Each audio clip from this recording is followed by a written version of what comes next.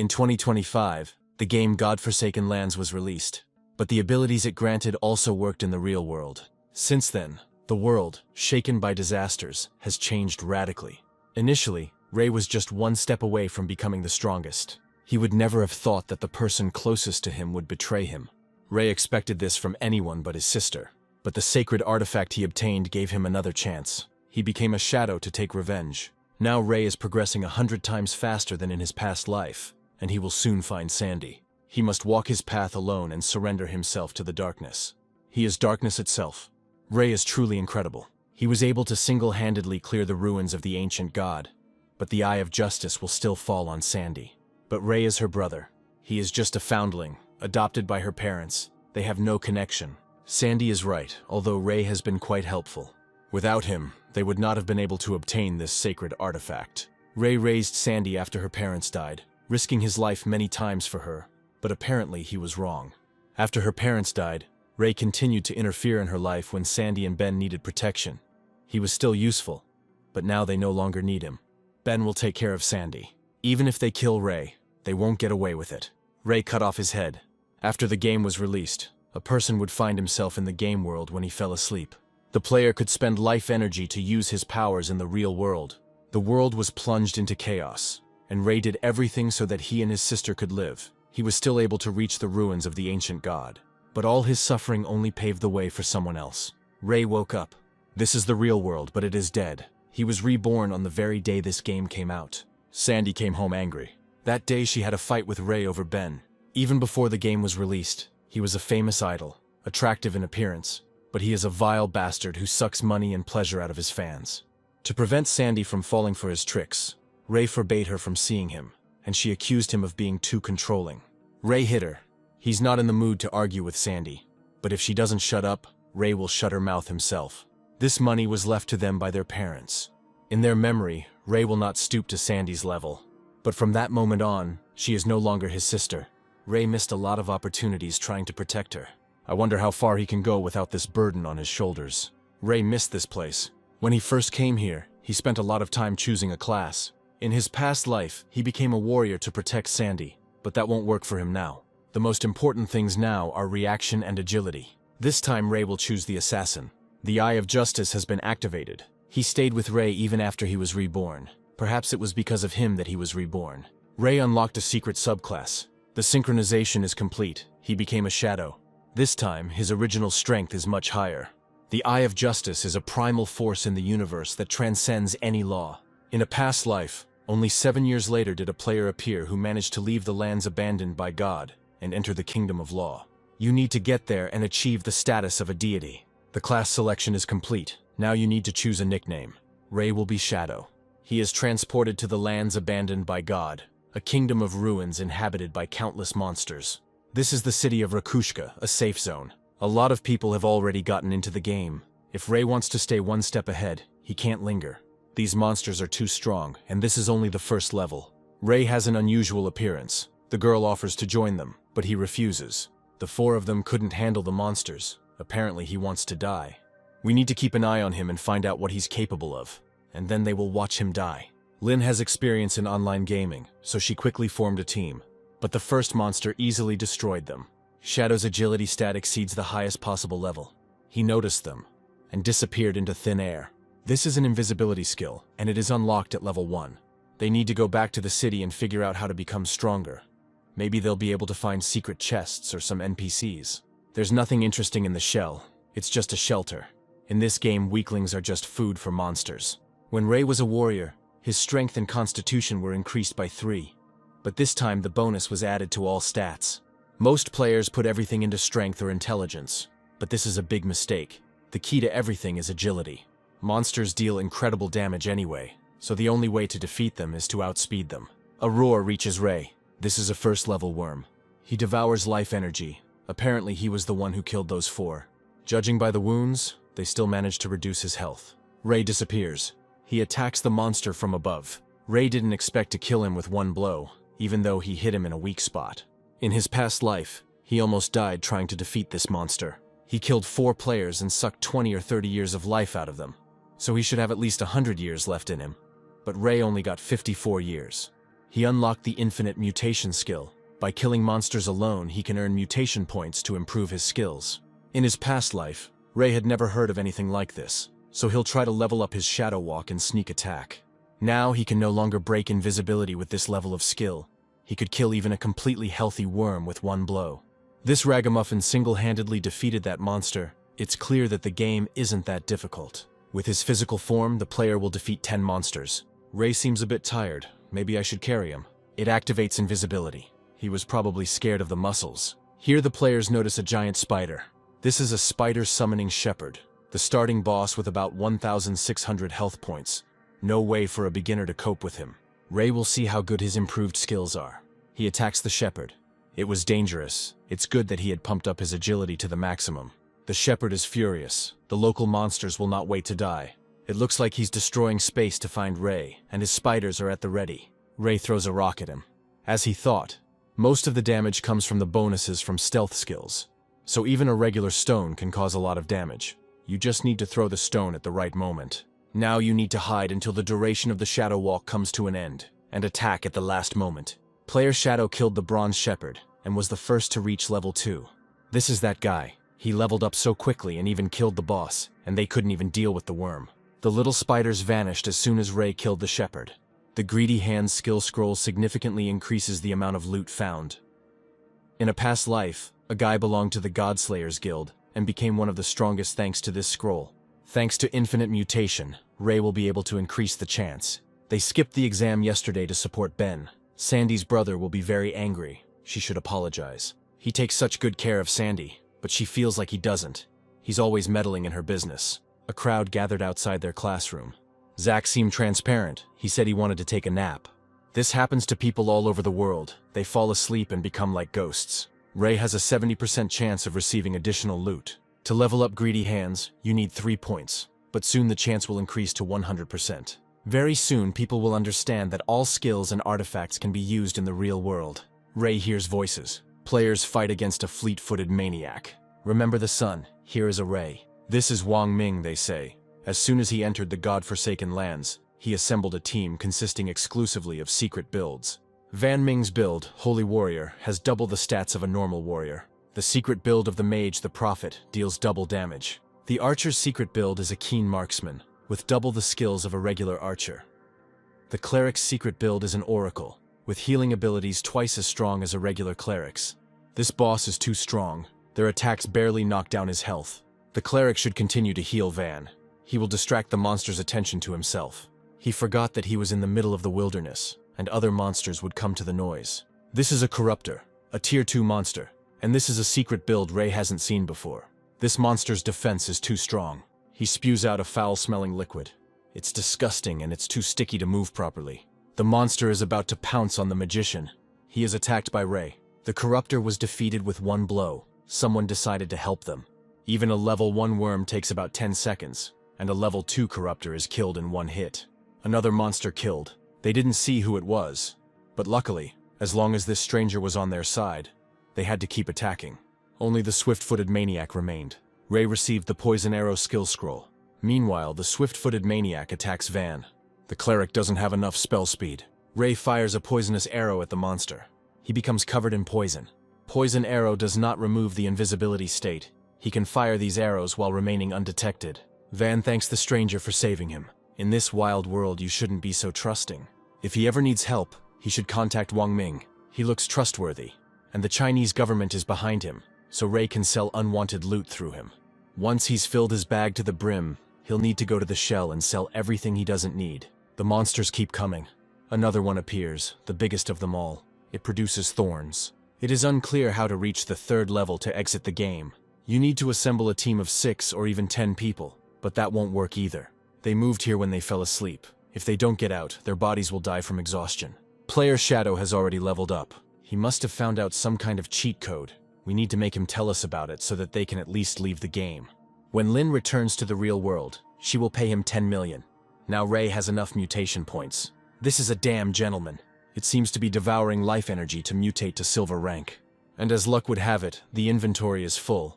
Ray won't be able to collect the loot. It's better to mark this point on the map. First he will sell unnecessary items and then come back. Someone offers 10 million for Shadow to help raise the level. People are dying, their lives are shortened, and the rich are trying to solve everything with money. Ray appears. The time for selling artifacts is limited to 10 minutes. Perhaps there is something wrong with Shadow's face, and he doesn't want to show his ugliness. The girl asks how much he charges for the ice skill. This is the Grey Rose, 11th in the shell ranking. Ray takes 100 days of exchange energy. If Grey Rose has money from the real world, let her exchange it for life energy, and then come to Ray. Grey Rose asks her team members to transfer life energy to her. She will return everything to them in money. Ray sold the ice spell skill scroll. Lin finally found him. If he helps her reach the 3rd level, she will repay him generously in the real world. This is Lin Jiang. In her past life, she was the leader of a crime syndicate. She seduced people into selling their life energy for real money, kidnapped them, and killed them. Ray refuses. If she's not going to buy anything, let her move away and not bother him.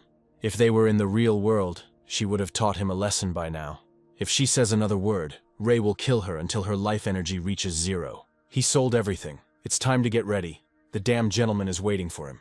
All these people who boast about their wealth and origins will soon become nobodies. Shadow dared to threaten Lin. She will kill him when she returns to the real world. Someone calls out to her. His name is Mao Jun. He has reached the 2nd level and could share a couple of secrets for 10 million. For example, to quickly level up, you need to invest all 5 skill points into agility. Mao is not as strong as Shadow, so Lin can only offer him 5 million, he agrees. As Ray thought, the damn gentleman had managed to evolve to silver rank. Ray uses a sneak attack. This monster's health is 2 or 3 times higher than the bronze boss, meaning 2 or 3 poison arrows will be enough. Ray barely managed to dodge the attack with his current level of health and defense. He would have definitely died. You need to wait until the invisibility ends, and then immediately activate the Shadow Walk. It's time. The damn gentleman's health had dropped to almost 0, so his instincts told him to run. Fine, let him die in agony. It's too boring to kill a victim who doesn't resist. Ray leveled up 2 levels at once and earned 4 mutation points. Loot will again almost completely fill the entire inventory. Thanks to Van, they were able to reach the 3rd level. It's a pity that Black Plum couldn't add that guy as a friend. If she had been wearing that beautiful dress, he wouldn't have been able to refuse her. Shadow rose to level 5, and 10 minutes ago he was selling loot here. Now is not the time to think about this. We need to return to the real world. The world will definitely have a hard time, but at least they will try to take care of their loved ones. Van woke up. They asked him to rest. Someone else could have been following the suspect. Van talks about a player nicknamed Shadow. If he's telling the truth, this player was already at level 3 about an hour ago, but he hasn't returned to the real world. He may be reborn. They are often orphans and progress very quickly. This is not a situation to joke about.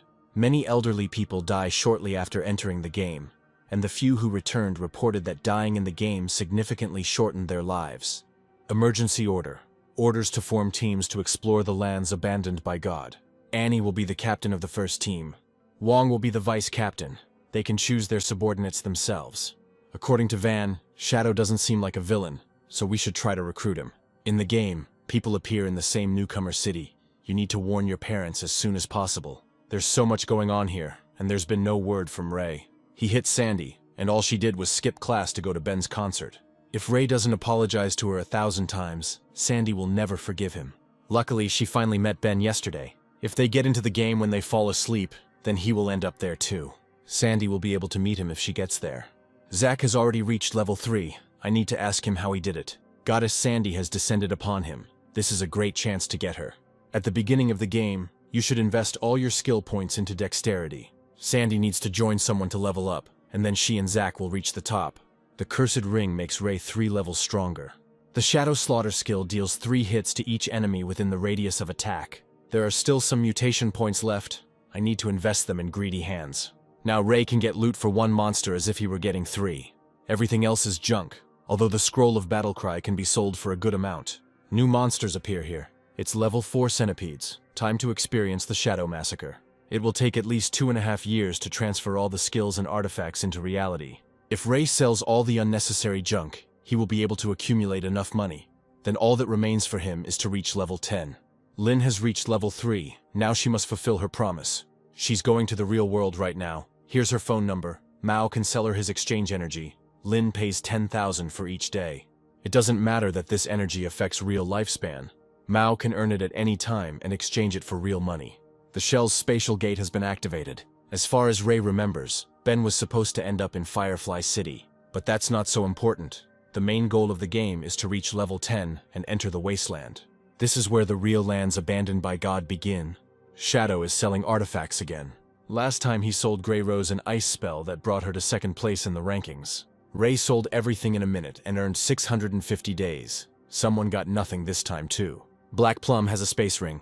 In a past life it was worth no less than 3,600 days. Black Plum doesn't need energy. She just wants to add Shadow as a friend and asks him to join their team to kill the boss. Ray agrees. The boss has gold status. Black Plum couldn't make out his name. Something like a battered boat. This is a fairly rare boss, but it drops useful artifacts. Every time he appeared, a real war broke out between the guilds. Black Plum ate in the real world and returned to the game, but her crew members were late, so she decided to wander around and notice that boat. There were rumors that Van's team had a girl with the luck of a koi fish, who would accidentally find the rarest things. That guy left the city with a girl. It's clear that no man can refuse a beauty. Ray will help defeat the boss. Black Plum will be able to take the items that suit her, but he will take the rest. If there's anything useful in there for the Black Plum crew, maybe Ray can sell it to them at a discount. They go to fight the golden boss. One Ray will be enough. Black Plum can stand aside. Ray disappears. He disappeared, apparently deceived the girl and abandoned her. We need to catch her and have some fun. Ray appears in front of the guys. He attacks them. Only 12 days of exchange energy dropped from the weakest mobs. They were being followed. Ray sent them back to the city. Sandy gets into the game. Ray always followed her like a tail, but at a critical moment he was gone. Soon she would level up and then take care of him properly. The first player is already at level 6. If Sandy joins him, she will level up much faster than Zack with his pathetic 3rd level. They can't fight without a healer. They'll have to find someone to replace them. Sandy heard that they needed a healer. As Ray thought, it was a ghost boat. He will deal with the boss himself. Under the influence of the ghostly rook, the rate of loss of vital energy increases 100-fold. Bosses like these often only exist for a limited time, so it's lucky there are a full 45 minutes left. This should definitely be enough. Ray uses Shadow Slaughter and Poison Arrow. Many people think that this boss's weak point is the skeleton itself or the boat, but in fact, it is the ghostly bells on its nose. However, if you hit them, the boss will begin to interact with the water surface to carry out an attack of terrifying power. The water pillars deal massive damage, and it's lucky that Ray has incredible agility. After a large-scale attack, the ghost will summon water monsters. They will fight mercilessly, leaving no chance for escape. The main ghost will summon a new dozen every 3 minutes. But since Ray was in an invisible state from the start, they won't be able to detect him. All that remains is to find a suitable angle and kill them all with one attack. The shadow appears and disappears in a split second. The boss doesn't even have time to counterattack. He will die soon. She doesn't have to do anything, just wait for him to revive. That scoundrel disgraced them. She hides on a rock while Shadow fights the monster. When the boss's health drops to half, he will release a colossal burst of energy. Ray won't be able to handle this and will freeze for 6 seconds. He died. This idiot decided he could handle the gold boss alone. This monster only has half health left. Now they will finish it off. They died as soon as they came closer. Ray wonders where all these energy spheres come from. There was a bunch of noisy guys here, but they were all killed by the water columns. When this boss's health drops below half, he can teleport. But Ray knew his habits too well. This guy is fighting a monster again. We need to take them both down. Black Plum uses Divine Lightning. This is that sorceress. Now she'll dance for them. Fighting this boss alone isn't easy. The fight drags on and attracts unnecessary spectators. It was a good fight. Shadow is the first player to kill a gold rank boss. He is definitely the strongest. If he helps Sandy level up, she will be able to see Ben very soon. We need to kill this guy and take all the loot for ourselves. One of the players shoots a Ghost Eagle arrow. Ray didn't think these guys had the skill to deactivate invisibility, but his skill level was higher than theirs. He's not here. Apparently he got scared and ran away. For now, we need to protect the loot. This guy's ownership will expire in 5 minutes. Here Ray attacks them. It's much quieter here now. Ray has enough points to upgrade Greedy Hands. He received Ghost Bells. Then Ray hears Black Plum calling for help. There is no other way. They will give her fabulous pleasure. Black Plum jumps off the cliff. She no longer needs saving. She has already returned to the city. Ray will focus on offensive skills so he can kill stronger bosses and get better loot. Shadow Carnage damage increased by 15 times. Thanks to Ray's Greedy Hands, he obtained 11 gold items and scrolls, 2 platinum artifacts, and 1 platinum skill. These daggers have decent base stats. With this armor, Most players won't even be able to scratch Ray. It's better to make the armor invisible. Then other players will think that he is wearing regular assassin equipment. Ray will sell everything else to Van at a 10% discount. Ray meets a group of players. Seeing him, they run away. Ray attacks. The player is at fault. It won't happen again. It's unlikely he thought about this when he attacked others. Ray killed too many players, so he gets the first level of killer status. The shadow has returned. As an apology for what happened, they bought him this assassin skill. Ray takes the skill and leaves. We need to gather everyone they know and attack him. This guy must have some kind of secret. If they find him in the real world, they will kidnap him and turn him into a slave to collect life energy. John will send a woman to gain his trust. Here's the share of Black Plum. Her power and mana regeneration rate have increased. She came across a cave while running away from those idiots. Maybe it's an entrance to the ruins. Ray's generosity paid off. Black Plum marked the entrance on the map. Shadow will find a stone slab in the bushes. At first he wanted to find a place to farm, but now he won't have to do that. All the ruins are chock full of bronze and silver monsters. Ray finds the entrance to the ruins. Successfully clearing the cursed ruins in the Temple of Faith will reward you with a special item or skill scroll. There are frescoes here, which means this is a Temple of Faith. This is the temple of the ancient god of justice. Van fights the swift-footed maniac. He strikes. Sandy doesn't know how to treat. The monster attacks again. Sandy is scared. She can neither defend herself nor use skills. This is the third time they have died in an hour. Shadow gave Black Plum two interesting things. With it, their team won't die. They screwed up themselves and blamed Sandy. Ray moves on. Before him are the devoted believers of the ancient god, condemned. Even with the use of a sneak attack and breaking invisibility, they lost a small amount of health. Perhaps they sensed the aura of the Eye of Justice. Here the monsters turn and run to someone else. There are two silver monsters here. They can't even handle one. We have to run. It looks like this is the Grey Rose. There are more than 100 days of exchange energy here. Ray can't find either the trap or the treasure. He kills the condemned. The epic level is just incredible. There's even an assassin's trinket here, the Believer's Medallion. This is a hidden mechanism. It is used to open the elevator. It seems Ray went down 300 or 400 meters. These are temple catacombs. There are plenty of traps here, and Ray will die from any of them. But since humans can be used as cannon fodder in this game, they won't cause much trouble. Ray calls upon the condemned man. It makes exploring the catacombs much easier. The monster steps on the trap. A rock falls on him. We'll have to wait to summon a new one. Those two monsters disappeared. There is no vital energy either, but at least now nothing threatens them. Grey Rose caught a glimpse of a man, and it seemed to her that he was talking to monsters. Ray has been wandering here for 3 hours now. This must be the end of the catacombs. He orders another monster to open the doors. He can't do it. Ray tries it himself. Then the doors open. The chest is covered in vines, and there is some NPC standing next to it. This is the first time Ray has encountered something like this. She disappears. The same thing happens with the vines. The chest should contain something epic, but it could still be a mimic or a trap. Ray tells the condemned man to open the chest. It has an epic assassin skill. All thanks to Black Plum, Ray will sell the rest to her team. A crowd of fans greets him in the city. It looks like the portals to other newbie cities have finally started opening. So now we can head to Firefly City. Ray disappears. He's back. Ray sees Sandy. Because of her, Wang Ming's team will collapse. You have to be careful. Ray can't reveal his true identity. So this is Shadow. Just by looking at him you can tell he is the strongest. They can't afford to spend 2,200 days of energy, but Ray allows them to pay later. There is nothing here for the priest. Sandy asks if Shadow has anything suitable for her. He disappears. In fact, he has golden artifacts and priestly skills. But he is not going to give such valuable things to Sandy. They need to find another priest for their team. Miss Suo should be suitable. Megan Suo, the leader of the Godslayer Guild, was the only priest capable of killing the gold boss single-handedly. And it seems she is from Firefly City, just like Ben. Ray comes there. This bastard Ben's son is dragging crowds of fans around with him. This is the Valley of Tears, where the heat demons and captives live. Players fight the heat demon. The situation is strange. Most are fighting with each other. This is Ben. He framed one of the players and stole his life energy. This time he is definitely finished. No one dares touch him. In his past life, Ben forced his fans to choose a mage class, and then took away their artifacts and skills.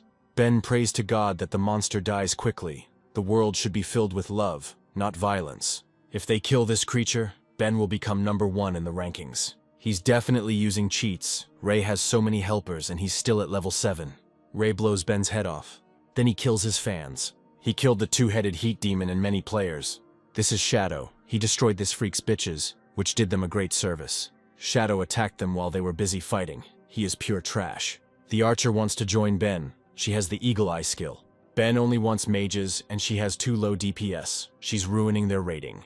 Love can overcome everything. Ben feels her love, no matter that she is an archer. There is enough love for everyone. The Shadow kills people on a whim. He will pay for everything. It seems he has decided to make enemies of himself in the form of this madhouse. Killing the boss and the players gave Ray 1,400 days of exchange energy. Business is finished. It's time to go back. Ben's fan wants to attack Ray from behind. However, for some reason she misses. Ray is surrounded. Let him surrender. They will avenge Ben.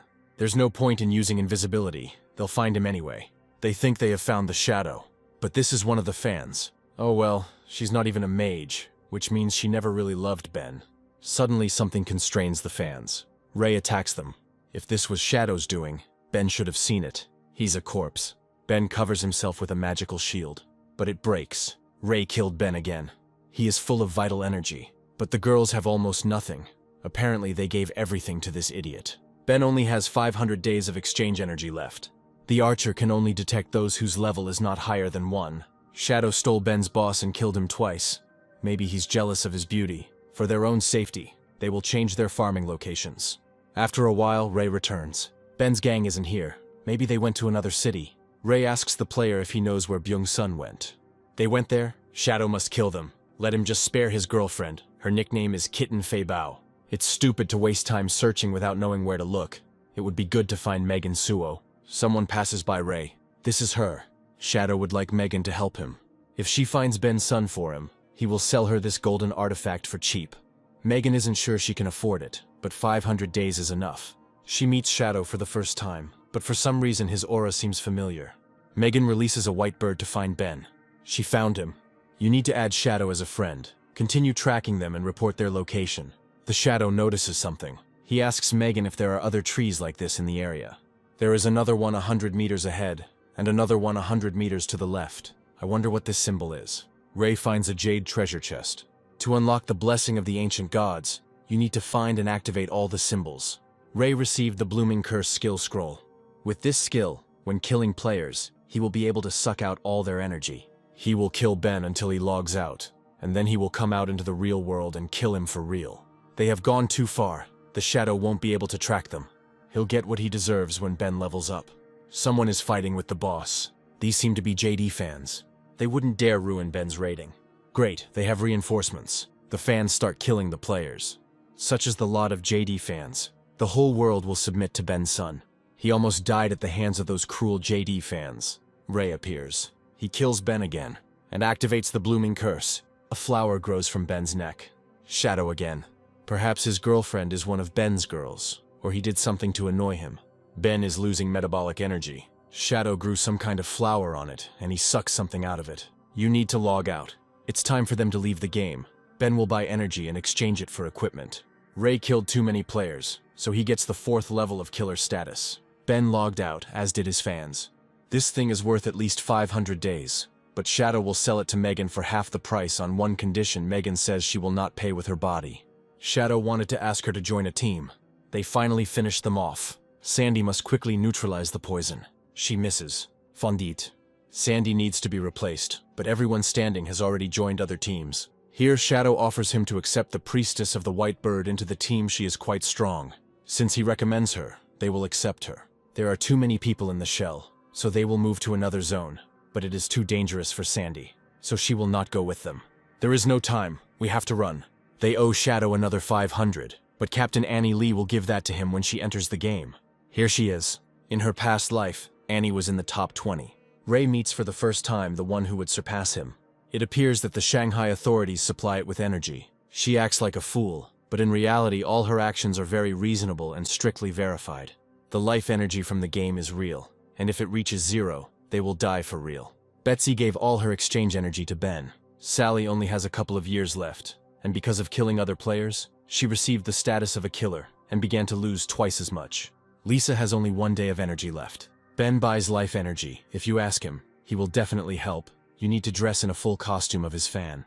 Lisa hurries to Ben. Sandy is back in the real world. She can sell a day of energy for 15,000. Now she has 200 days. The shadow is hunting Ben. He has killed him 3 times already. If the life energy reaches 0, the player will die for real. Ben urgently needs help.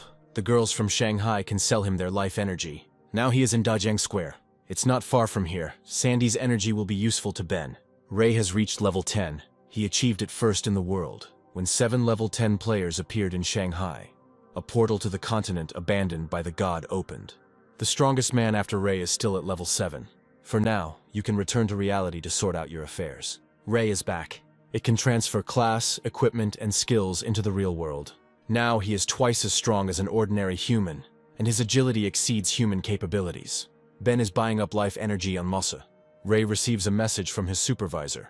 He writes that a young lady has her eye on him, and he is acting like a complete idiot. Ray blocks it. He throws away the phone. Soon they will understand what the lands abandoned by God are. A crowd of Ben's fans gathers at Dajiang Square. Lin has already sent people to find the shadow in reality. He will be offered a sum that he simply cannot refuse. He will come to the meeting place, and then he will be caught.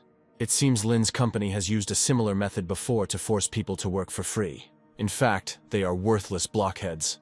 But Ben is a different matter. All these girls are ready to sacrifice their lives for him. If the game energy drops to 0, they will die in the real world too. Stop mindlessly draining your energy into Ben. He has brainwashed them. He regrets that the news of his energy purchase may have caused inconvenience to someone. Ben really appreciates their support. In this difficult time, they must unite to fill the community with positive energy. He decided to spend all his hard-earned wealth on purchasing life energy, also that all people could live in a world full of love and happiness. No one brainwashed them. They sincerely want to help Ben. There is no doubt about him. The game cannot reflect reality. Lisa has 1 day of energy left, and yet she is here. If they don't have the resolve to sacrifice themselves for Ben, their words of love are worthless. They will give him everything. Ben is grateful to Lisa for her sincere feelings. She is ready to do anything for him. Then something pierces Ben's head. Half of his head is blown off. He is dead. We need to get out of here. When Ben died, a ball of life energy appeared from his body, and then immediately disappeared. Someone picked it up. Now it's Lin's turn. Star idol Byung-sun died in Dajiang Square, and some fans committed suicide near his body. Sandy can't believe it. It seems like someone was hunting him. Shadow killed him in the game a bunch of times. There can't be any mistake. He's the killer. There is no more light in Sandy's life. But she wants to get closer to the shadow and become stronger at any cost. From this day on, she will live for one purpose: to kill the shadow. The game takes a lot of energy, and hunger is still there. If Ray doesn't show up for work, he'll be fired and not even paid. Tina has a good character, although she is weak, which makes her an object of ridicule. She also has nothing to do at work. It's better for her to go to the game. Ray's boss is a real pain in the ass. All she does is have fun with guys. She's crazy about everything Western, including men. In the past, she left China to organize an American guild and tried to bury her homeland with all her might. Ray must deal with her before she leaves the country. Sandy calls. She thought Ray was already dead, but since he is alive, she wants to notify him that she has earned enough to buy a house, so she does not want to see him anymore. If that's all, he hangs up. It's time to come back. Very soon people will understand that gaming skills can be transferred to reality. Sandy has no intention of apologizing to Ray. She sold the life energy to the Chang group for 2 million. She bought a house where she could live with Shadow.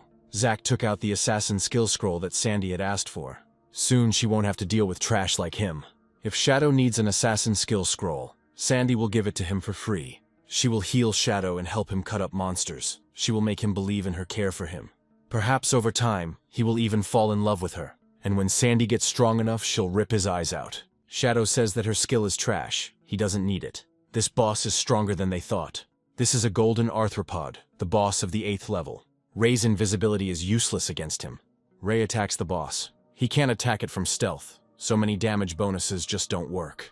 The Shadow's attack reduced the boss's health by 1/6, and they couldn't even scratch him. He has lightning-fast reactions and a complete understanding of the enemy's actions. It was like he'd fought this boss a million times. In his past life, Ray and Sandy were never able to defeat him. But now Ray understands that he needs to guess his moves and feel the rhythm. Compared to the inevitable attack of the Golden Rook, his blows are much easier to deal with. He runs away. Ray blows his head off. He received an ultraviolet shield that can give him a 3rd layer of invulnerability. After killing this boss, his survivability increased significantly. There is one golden skill for the mage. Ray will sell it for 800 days. One player saw that the golden skill of the 5th level was sold for several times less. It's level 7, so the price is decent. Grey Rose buys a skill. Shadow has something for sale. Wong asks if he killed Ben's son. Ray answers in the affirmative. Being his friend, Van knew that he was leaving the game. The time and method of murder point to him. Now is the perfect opportunity to test the Chinese authorities' reaction to the use of these abilities in reality. Ben and Lin were plotting against the Shadow and were also kidnapping other players and forcing them to work for them, so basically, killing them was self-defense. They don't know his real identity, so they hope to continue their cooperation. As long as he can sell them skills and equipment, he should take advantage of it. While they struggle with silver monsters, Shadow gets platinum and jade loot. With these skills and equipment, strong teams will emerge in Shanghai. The Dajiang group is holding many players captive. They are planning to rescue them. Perhaps Shadow wants to join. He will refuse, but he has something to tell them. He actually used gaming skills to kill those two. If they reached level 10, they could do the same. They must understand what this means. They need to split up to level up. They will level up faster separately. Shadow opened the trades again, but this time he was buying, not selling. 30 days for information on the location of the silver boss, 100 for the gold one. The young lady is willing to pay him 300 million plus shares of Dajiang Group if he agrees to accompany her. Apparently Mao wasn't out of the game yet. Shadow finished off his mistress and Ben's son. Lin wanted to grab Shadow in the real world, but he killed her. It served her right. Mao was taken in by the money and decided to cooperate with her. But when he arrived at the meeting place, he was knocked out. He woke up in a basement, where he was tortured and forced to collect energy for them and lure new victims. This is the heiress of the Chang group, Cheryl Chang. You need to stay away from her. She killed a lot of players. There is nothing special about this game. Because of her, Cheryl had to miss the flight. Now she would have been in America enjoying her boys. The idiot Ben's son was killed. She tried to have fun with him, but he came after a minute. They say it was Shadow who took him out, even though he's a local. But being number 1 in the rankings sparks Cheryl's interest. He probably won't be interested in money, but he won't be able to refuse 3,000 days of energy. He'll just have to deal with one person. Cheryl will never forget the look on Ray's face when he turned her down. Next time we need to treat Zach earlier. He almost got killed. He's not dead, so don't yell. Sandy's hunger has reached 90%. She'll have to log out to eat. When she met Shadow, she started acting too arrogant. All deliveries are closed. There are no couriers available. Ray always cooked for Sandy before. She didn't even have to think about it. It's just food. Freedom is much more important. 4 silver bosses in an hour. Not bad. The loot from one of these can be sold for 3,500 days. There are no platinum bosses near the newbie cities, so gold is the ceiling. Ray will always be a few steps ahead, and he will be the one to finish off the first platinum boss. Someone calls out to him and says there is business. Murder in reality, they pay well. Ray ignores the guy. This is a simple guy named Ray Lan. Shadow killed Ben's son. Shadow asks what Ray did wrong. It doesn't matter, he'll get paid for 3,000 days. Ray hasn't seen this guy before. It's not him who wants him dead, but the one behind him. The only person who was upset with Ray even before the game and has such a huge amount of money is Cheryl Chang. But if she just wanted to kill him, she would have already done it. Which means her main goal is a connection with the Shadow. He will do it. But he will take 50% advance payment and choose the time of the murder himself. Ready. So much arrogance from someone who also works for Cheryl. Then someone calls out to Ray again. The girl heard that he buys information about bosses. She knows where to find one gold one. This is the Plague Monger. He is hiding in the north. The Plague Doctor is truly a golden boss. He's in this cave. The team dealt with the rest of the mobs. They came. Ray gives the girl the promised energy. She must warn him that this is a trap. As soon as he enters the fight, people will appear who want to kill him. Her warning is also part of the plan. When they arrive, she will stop them and thus gain the Shadow's trust. She was forced, but she couldn't help but tell him the truth. Whoever was behind this was blackmailing her. This is Dan Fox. His nickname is Shan Yun. Apparently, the same one who tried to steal the Ghost Rook from Ray and then wanted to palm off his skill. It's better to pull out this weed so that it doesn't get in the way. Ray uses their plan against them. The damage from the Plague Lord's poison was too great. 3 teams of 18 people couldn't take away even 5% of his health. Ray rushes to attack. He took off 2/3 of the boss's health with one hit. He won't finish him off, yet it's worth waiting until Dan's dogs come to their deaths themselves. Apparently it's them. This little girl has to pretend to stop them. She uses a golden shield. Now it is clear why she was given such a task. Ray attacks the players. He launches a blooming curse. Someday the girl will find out where Dan lives and tell Shadow. If he needs any other help, he can contact us at any time. Now it's clear how she got involved in all this. These little people have much less energy than the gold boss, and they do nonsense instead of leveling up. Ray hadn't seen assassin skills in a long time. This is a moment of darkness, a platinum skill. The blade lights up with black light, blinding opponents. This way, Ray will be able to double his damage even without activating invisibility. Just a little more, and he will pump up his greedy hands to a legendary level. To improve a class, you need about 10,000 experience points. You can get them from regular mobs. Ready. The Shadow class has been improved. With this upgrade, Ray's powers tripled. 7 people in Shanghai have reached level 10. The teleportation portal to the Forgotten Continent will open in 10 minutes. The leaderboard is full of familiar faces, and the effects of trading are finally starting to show. The main members of the Dajiang group have been arrested, except for the 3 who are in the game. Someday they will still have to return to reality to avoid dying of hunger. Shadow played a major role in today's success. He not only passed on information about the criminals, but also revealed the possibility of using gaming skills in reality. Incidents are already occurring all over the world, and the death toll has already exceeded 1,000. This guy is very important to China. It turns out that Shadow is such a noble hero. No need to be modest. The government has told us everything. The authorities are whitewashing him, apparently so that their connection with him does not compromise them. All this is not so important. Ray's main goal is the Forgotten Continent. This is where the real game begins. Everything is as it was in the past life. All players, when they first find themselves on the Forgotten Continent, find themselves in ruined cities. A monster appears. Ray attacks. There are no safe zones here. Monsters attack at any time and from everywhere. But if you find a refuge hidden in the ruins, you can establish a stronghold and establish control over a certain territory. These are the ruins of Shanghai. The same earthworms that Ray fought appear. Megan activates her spiritual shield. He shields Van from the blow. Local mobs are stronger than silver bosses from the newbie territory. We need to finish off these creatures while they are tied up. They did it. This place is teeming with monsters. There are no safe zones. We must try to find the Shadow. Megan sees a light trail to the northwest. It's loot. We need to run. Shadow has probably cleared that area. Mobs die in no time. This is an ideal place for farming. This is the shelter. Beneath these ruins lies a palace that was only discovered in the middle of the previous game life. Before this shelter was discovered, it was full of mechanical mobs and bosses. In his past life, Ray assembled 54 elite fighters, and even then they barely managed to survive. But this time one Ray will be enough. These are elemental spirits, golden monsters of the 12th level. While they are blinded, attacks deal extra damage. The monsters in the main hall have been destroyed, but there are still plenty of rooms and halls here. Once the mobs are destroyed, a guardian boss will appear. This place seems very familiar. These are the ruins of New York. Things are bad. There are no monsters in sight. You can take a rest here. It was lucky that Shadow had already cleared the place. Otherwise, they would have had to return to the newcomer's city. We need to contact the Shadow. He finally figured it all out. Van's team found loot that he didn't pick up. They wait for the Shadow in an abandoned bunker. And here comes the guard. This is Facer, the strongest monster in the city ruins. Last time, his thunderous attack almost cost Ray his life. But this time it will be different. If this lightning hits him, he's finished. But as long as he is on guard, the guard won't get him. This time he won't give him a single chance. Ray took away 250,000 health points from him. Now Facer will move on to the second phase. He becomes invulnerable and begins throwing ball lightning. In their past life, this attack wiped out their team, after which Sandy refused to participate in the next raid, and strangely enough, they succeeded without her. Each destroyed sphere deals damage. After they are destroyed, the boss will enter the third phase. In it he uses constant area attacks. There are constant discharges on the ground, so the only option is to attack from the air. Ray killed Phaser.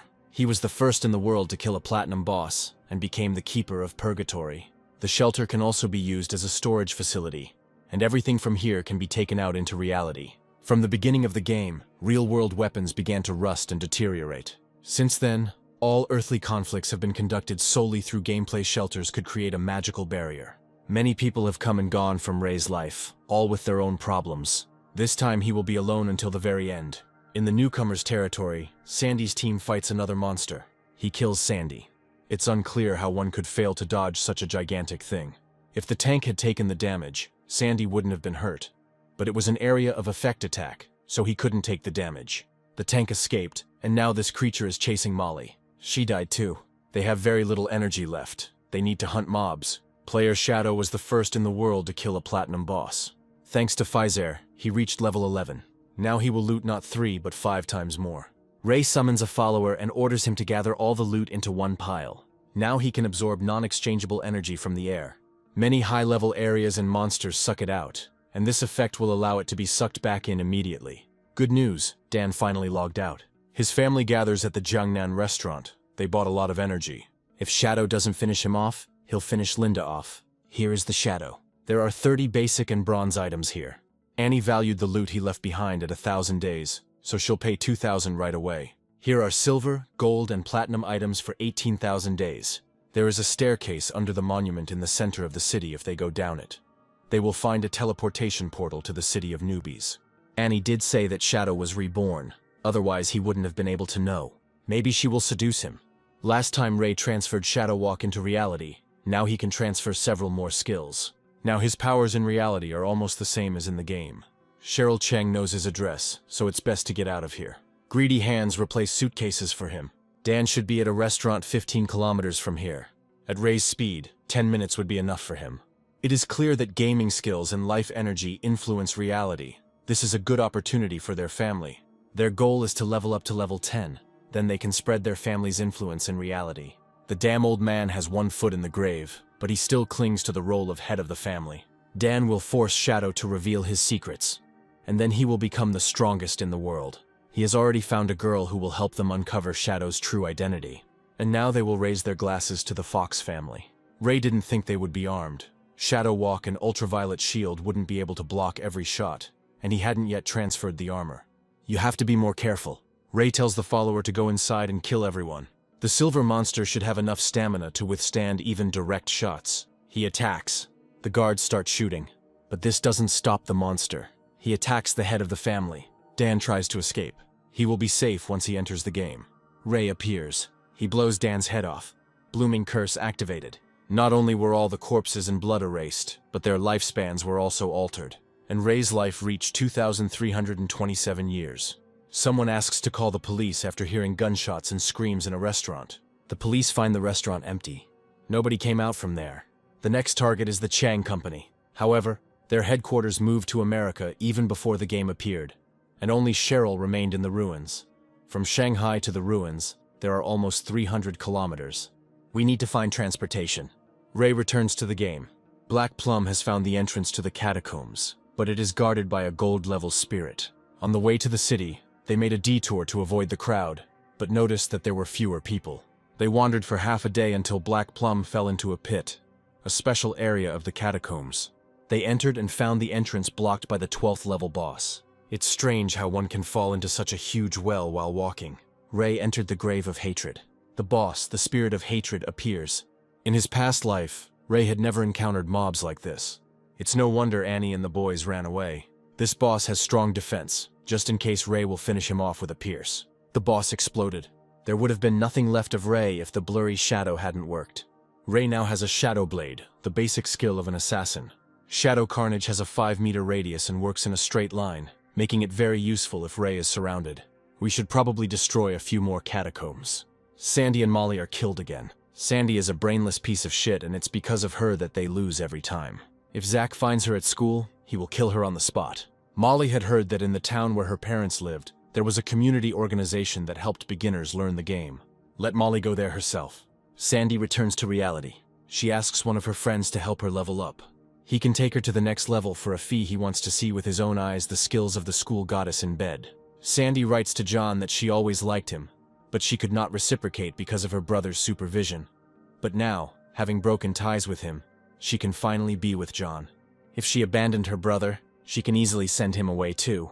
She writes to several other guys, and they all send her away. Ray wouldn't have abandoned her. She needs to ask him for help.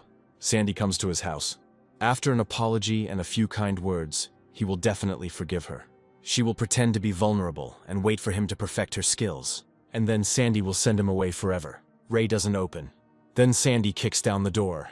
There is no Ray, no things, no furniture in the apartment. Sandy tries to call Ray, but the phone is unavailable. Along the way, Ray killed over 200 mobs and several bronze and silver bosses. The follower opens the coffin. From there appears a monster made of blackness. He kills the follower. This is the gold boss of the deadly miasma. It has no physical form, making it immune to physical attacks. In a past life, this boss was released and the poison spread throughout the area. Ray uses the Shadow Blade. The boss core is here. Ray killed the deadly miasma. Getting through the catacombs wasn't easy, but the loot was worth it. Ray received the Riding Bell artifact, which summons a ghostly night wolf. It can be ridden and fought on. It is both a riding horse and a battle pet, and importantly, has the effect of invisibility while riding. You need to reach level 15 to extend the life of the beast. The Zhanghai Arena is a huge area with 2 dungeons, and the surrounding area is dangerous, perfect for a quick boost. This is a paradise for the powerful. I can't even believe they were able to take down this boss. As a marksman, it would be easier for the mayor of Zhanghai's son, Matthew Niliang, to deal the finishing blow to the beast, but his status does not allow him to do such things. He heard that the player Shadow commits murders not only in the game. It's better to set a trap and find out his true identity. Such people only feel safe if they are being used by officials. It's not that Shadow is asking them to hunt. It's that they have to hunt for him. That's the only way they can be sure that they can start cooperating with him. Matthew must have dropped his brains somewhere. They, people without education, dare to say something to him. The boss dropped a piece of gold priest gear, a piece of silver gear, and a silver skill book. Wang heard about the incident at the Jiangnan restaurant. Shadow might be involved in this. They don't know what's on his mind. He might be a serial killer. Annie also suspects that he is involved in the family's disappearance, but there is no evidence of his involvement. And even if he is involved in this, she would still prefer to work with him. Something like an arena was discovered ahead. All the monsters inside were dead. Shadow must have trained here. Their official team's rating has dropped significantly, so they can only rely on him. Matthew can turn invisible too, he just needs more time. Ray appears riding a wolf. Matthew wet himself out of fear. As usual, they can take all the things that are lying on the ground. The damned hunter and his dog disgraced Matthew. This time, Ray cleared the arena and acquired a golden skill book. Silent stealth will enhance both invisibility and strength. This is a rogue's pendant, an assassin's decoration. Ray now has level 4 stealth. No one will be able to notice him. Something is collapsing ahead. The silhouette of a monster can be seen behind the building. This is a Steel Maiden. The last time she appeared in the ruins of Zhanghai, more than 4,000 people died. In fact, it is the guardian of the church sanctuary, the second largest shelter in the ruins of Zhanghai. The Steel Maiden destroys everything around her. This is Chen Wuming. This deceitful and evil man is constantly losing and will do anything to escape. When the Templars, Chen's guild, recruited knights, they signed a contract with the leader for safety, but were subject to a lifetime tax of 50%. Now Chen won't escape. Ray approaches the Steel Maiden. He attacks the players. Chen asks why Shadow would kill his people if they had nothing against him. That's because Ray doesn't eat beef. It activates the blooming curse. They have no lives left. We need to go somewhere else and make up for lost time. The blooming curse consumed 4 days of Sandy's exchange energy and 1 year of non-exchange energy. With such a short lifespan, she's on the brink of death, so she decides to join the Templars. At the first stage, there shouldn't be any difficulties with the Steel Maiden. Ray disappears. The Steel Maiden brandishes blades. Ray will perform physical attacks with a fixed point or range. He uses the Gift of Mercy and the Blade of Plague. Then the piercing. After losing half of the blood, the sealed demon will awaken in the Steel Maiden. All damage will be returned to the attacker in the same amount. Because of the shadow, the boss entered the second phase. This is a platinum boss. He was summoned by the Templars, and then the shadow appeared. The Steel Maiden has a weak spot in her second stage. After an attack, her invulnerability is temporarily disabled. While she's attacking, Ray will be able to attack from behind, but he will still take damage from the invulnerability if he uses his skills. The players have been looking up to him for a long time now. Maybe he will get some benefit from them. We need to assess the situation. Shadow fought the boss one-on-one, but disappeared after the second stage. His location is not recorded. He probably left the area. We need to continue to keep watch and report if the shadow shows up. The guy was definitely tired of living. He decided to go against the platinum boss alone. In the first city, he killed the gold boss without receiving a single scratch, which explains why his nickname is First Defender. He dodges the blade, and he continues to masterfully dodge attacks. But for some reason, the boss's health decreases after each throw. The First Defender's strongest point is his attack. The next blow will penetrate 50% of the enemy's defense. This will be quadruple damage. The boss has a third of his health left. Moonlight Blade is the First Defender's best attack. Here, all the damage he inflicted returns to him. But he attacked, and the boss had very little health left. The boss made so many moves, and the first defender just wanted to show off. All this time, Ray was dealing blows, resulting in the boss's health being reduced by 2/3. And this fool dealt one powerful blow, thereby condemning himself to death. The Steel Maiden is going to the sanctuary to regain her health. Ray's efforts will be in vain if he allows her to return to the church. These people are scared to death and won't dare approach her. Ray can't let her go. It was Shadow. Perhaps he was the one who carried out all the attacks. They thought that the first defender was a great master, but in fact, he turned out to be a clown. Ray activates a level 10 ultraviolet shield. Without him, he would already be dead. Some player wants to take his loot. Ray won't let him do that. This first defender is an interesting guy. Ray won't curse him. It will gradually absorb with an ultraviolet shield and hit with Shadow Massacre. The Shadow has gotten too carried away. He killed the Steel Maiden. A single piece of Pearl-level equipment provides better protection than a full set of armor. And Assassin's Instinct allows you to see a person's silhouette while invisible. Ray can now hit an enemy with his eyes closed. Annie appears with her team. It's hard to believe that Shadow leveled up to level 13 overnight. Annie buys 45 million days. There is one more thing that can be sold, but it is well hidden. There is no safe zone in the Zhanghai ruins, so this place can be used as a base. You can store all your supplies in such a shelter. Annie is talking about the shelters that drop from gold bosses. Officials have already taken out one mid-level shelter. The key to the church sanctuary fell from the Steel Maiden. This shelter covers an area of 800 acres. In a past life, he would have sold this shelter for 2,000 years. Annie wants to ask him for help. 7 gold-tier bosses have appeared in Dark Moon City, and Annie's team asks Shadow to take them down. It is unlikely that they would have turned to him if they could have managed on their own. Shadow is very smart. They found a way to kill one boss, but he resurrected. Perhaps an ancient family curse is to blame. Ray doesn't even want to think about the consequences if this board is involved. Annie is a very honest girl. The drop from 7 gold bosses can be sold for 40 or 50 years. Sandy just joined the guild and is already trying to seduce the leader. Let her just come close to him. They will rip out her veins. She seems to be involved in some kind of trouble after joining the Templar Guild. There were many similar boring power games in her past life, but Ray always looked after Sandy. Now she can enjoy life in all its colors. Under the huge statue in the center of Zhanghai, there is a secret room from which you can return to the first city. However, there is an entrance fee. Over time, the first city will turn into a more developed area. Mobs will evolve into bosses, and shelters will be filled with treasures. Ray teleports to Dark Moon City. It's lively here, but there are a lot of old people. According to the agreement, the woman will be transferred to the 3rd level. There have been updates, so now she has 72 days. Once they form a team, they will destroy monsters and receive additional lives, some of which they will give to her. They should be ashamed to demand money from a poor old man. They will help her level up, but first she must help them. The woman is outraged that they are recruiting who knows who into Shei's dreams. Ray grabs the woman by the collar. He kills her. Players can take her days. At first, the Dream Shahi Guild was involved in social activities, helping the elderly survive in the lands abandoned by God for free. This guild is considered the largest in the country. In a future full of chaos, such people are worth their weight in gold. As long as they work hard and listen to advice, they are invincible. The Templar Guild levies heavy taxes on members, and Molly asked her friend Sandy to join them in Shei's dreams. She said they had a lot of players who couldn't do anything either, but Sandy disagreed. She reached level 10 thanks to the Templars, but they will still use her as a tool. Members of the Shahi's dreams only kill mobs and avoid encounters with bosses. Sandy thinks that she is an unusual girl and will eventually become the best. Suddenly someone shoots at one of the players. The cattle from Shahi's dreams are worth nothing. The killer demands the life of the murdered man's wife and daughter. Killing in the wild zone is prohibited. Molly will sue him. She can knock on anyone she wants. They know who he is. Laura asks her mother to ask for help in the guild channel. She will detain the players.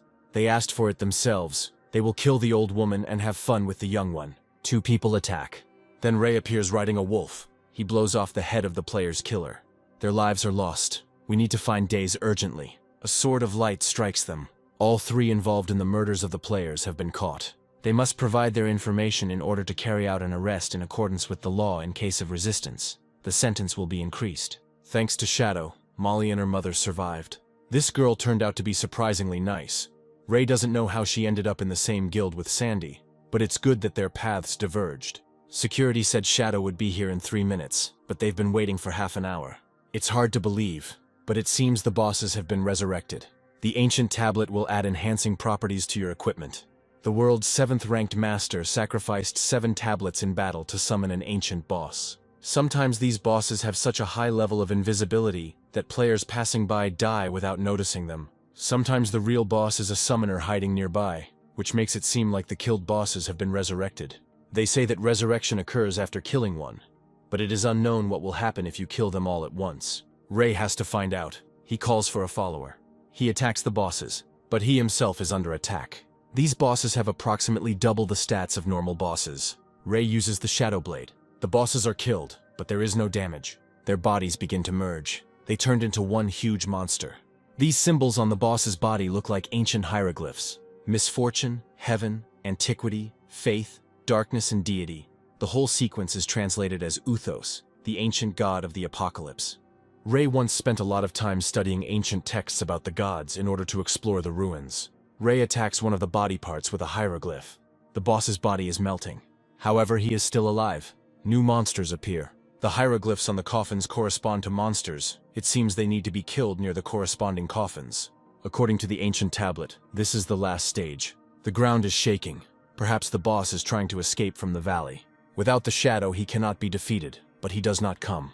The boss disappeared. Shadow has already dealt with the boss. This happened in just 10 minutes, and they didn't even know he was there. The harvest was good today. Ray was able to obtain an ancient tablet, but even a month wouldn't be enough to figure out its mechanics. This tablet has an ancestral curse placed on it, which will apply an additional effect to any equipment attached to it. Ray places an ancestral curse on the gift of the Black Flame, the icy armor of hatred. With this effect, he will be able to weaken the boss's defense and resistance. Now he will upgrade Shadow Carnage to legendary level. If 9 hits hit the target, Ray's health will increase tenfold. At his development speed, he should be able to reach level 15 in 6 hours. Ray returns to the ruins of Shanghai. These women still beat Sandy. They are tired. That's enough for today. Hopefully Sandy will remember the lesson for a long time. If she broke off contact with Ray, it doesn't mean she wanted it. He should know that a woman's no means yes. Luckily, she signed a 3-year contract with the Templars and need not worry about survival. She will become so strong that everyone who looked down on her will regret it. Sandy wants to restore her health, but instead gives it to Ray. She has no health left. The Chinese are so weak. 18 people were scared to death and couldn't kill the boss. There's one last push left. Someone is killing a player here. This is a man from Cheryl's team. They have a Chinese woman and foreigners on their team. This creature is killing its own people. Cheryl attacks. Chinese men are such idiots. We need to tell the whole country about it. Although it makes no sense, the whole country is a dumping ground for poor scum. Although their identities are not disclosed, they should go to America as soon as possible. They will form a guild and continue killing slant-eyed pigs.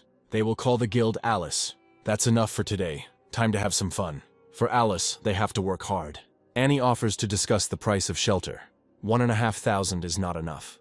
That's what Annie wanted to say. She's ready for 2,000. She comes accompanied by knights. She has a lot of lives and she doesn't want anything to happen to them, so she came with an escort. Ray handed over the key to the church sanctuary's shelter. The lives he received were enough to extract all the skills he had pumped everything up to the maximum, except for the equipment. It's time to go back. Ray hasn't eaten anything for too long. He returns to reality. The guy woke up.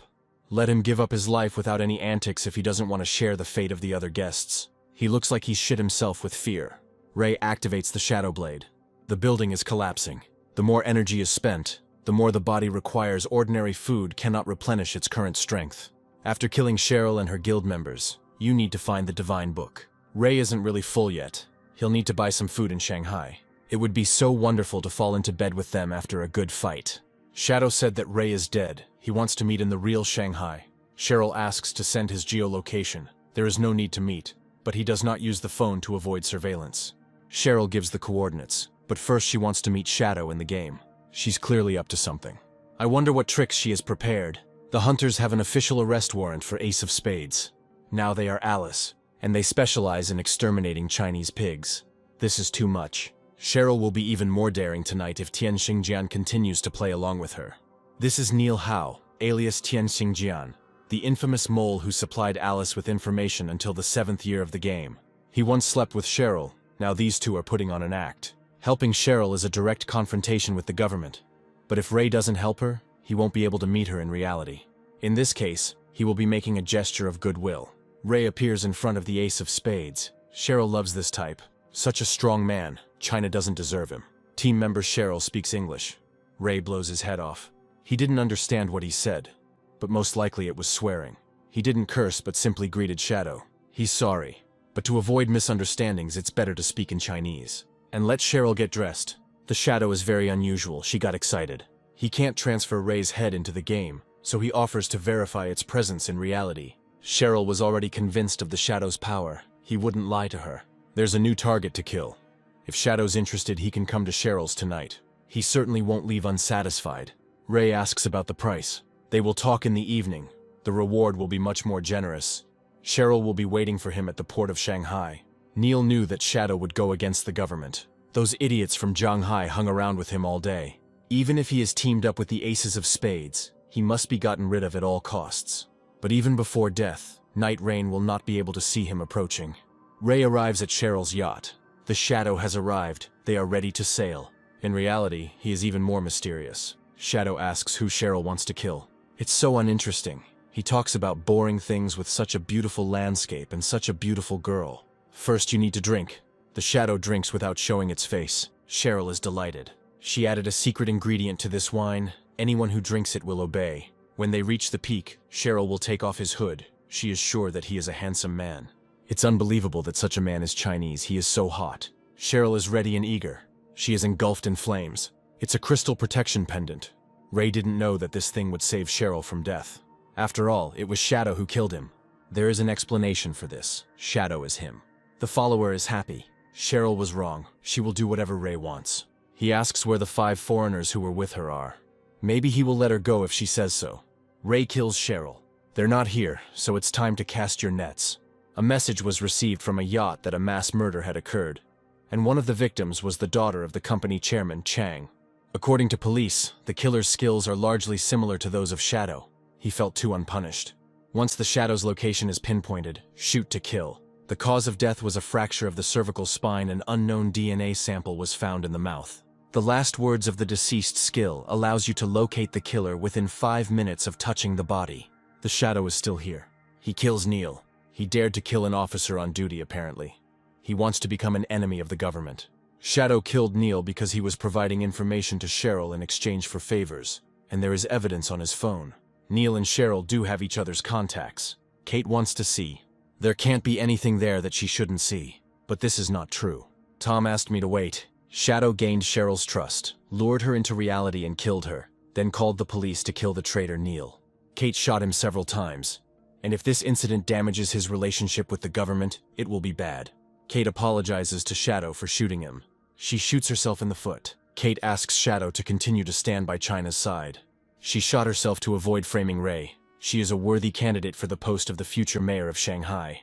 The Templars fight monsters. The player asks Sandy to heal him. She misses. The monster now has more health. Sandy and the others were killed again. They lost, but there was no one nearby. It was definitely the Shadow.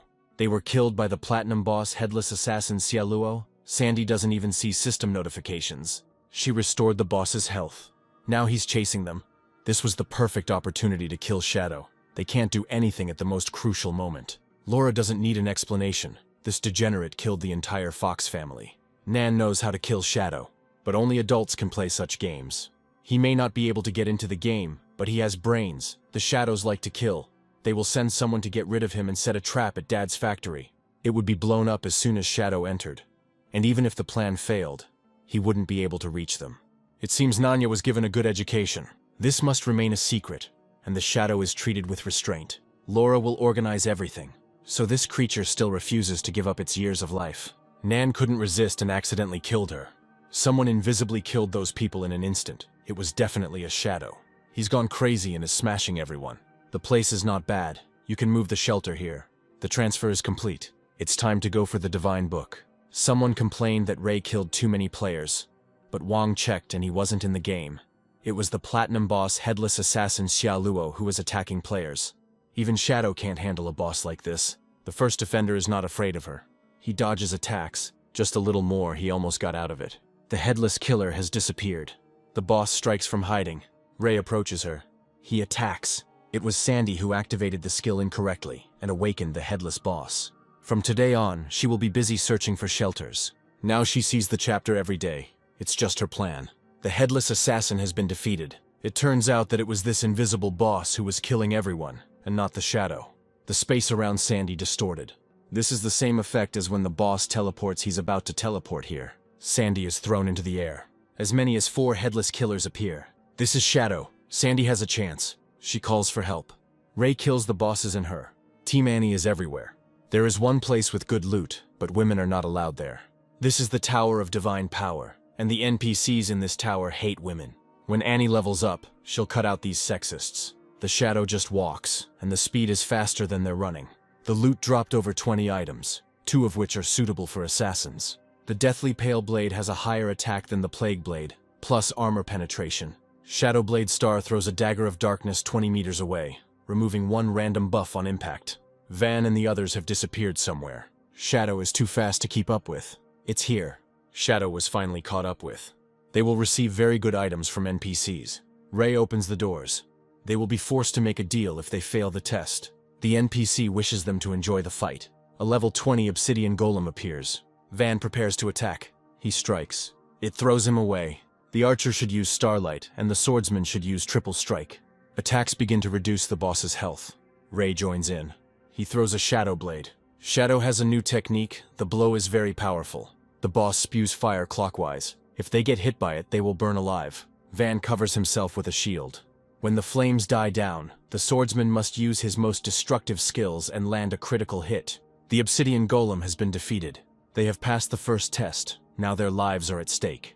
This sorcerer's name is Vickley. He has 6 fingers. Vickley suddenly starts attacking.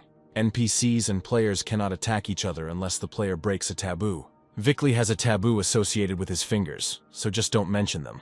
In fact, all these NPCs are the most powerful creatures from other times and worlds who have attained divinity. Let players choose a divine book, pay with life, and get out. It turns out that you can exchange part of your life and actually create food and other things. Ray received 9 books from the god Zhanghai. These books fully cover his needs. He wants to complete the game on the highest difficulty level alone. At his level, he won't even be able to handle the first floor. The boss is the same, but all the stats are increased by 500%.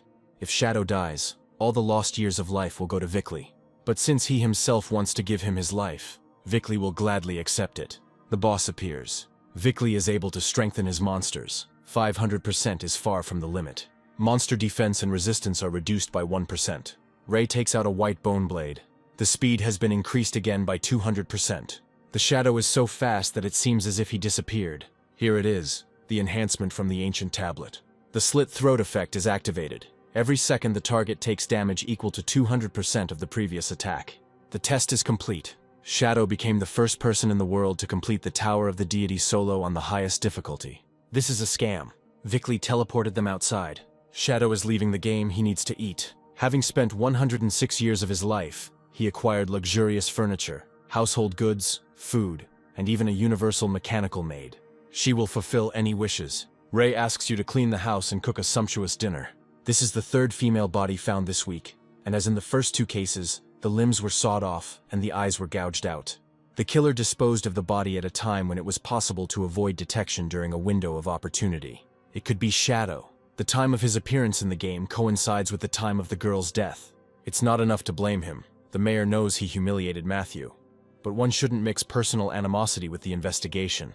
The Academy of Evil Spirits is a platinum-level hideout, and its barrier is considered the strongest. By capturing this place and registering it in the name of the guild, Ray receives a full-fledged shelter. He goes inside. This is already the 3rd underground level, and there are no monsters anywhere. Ray hears voices. Before the girl was killed, Laura Fox ordered her to be brought to her.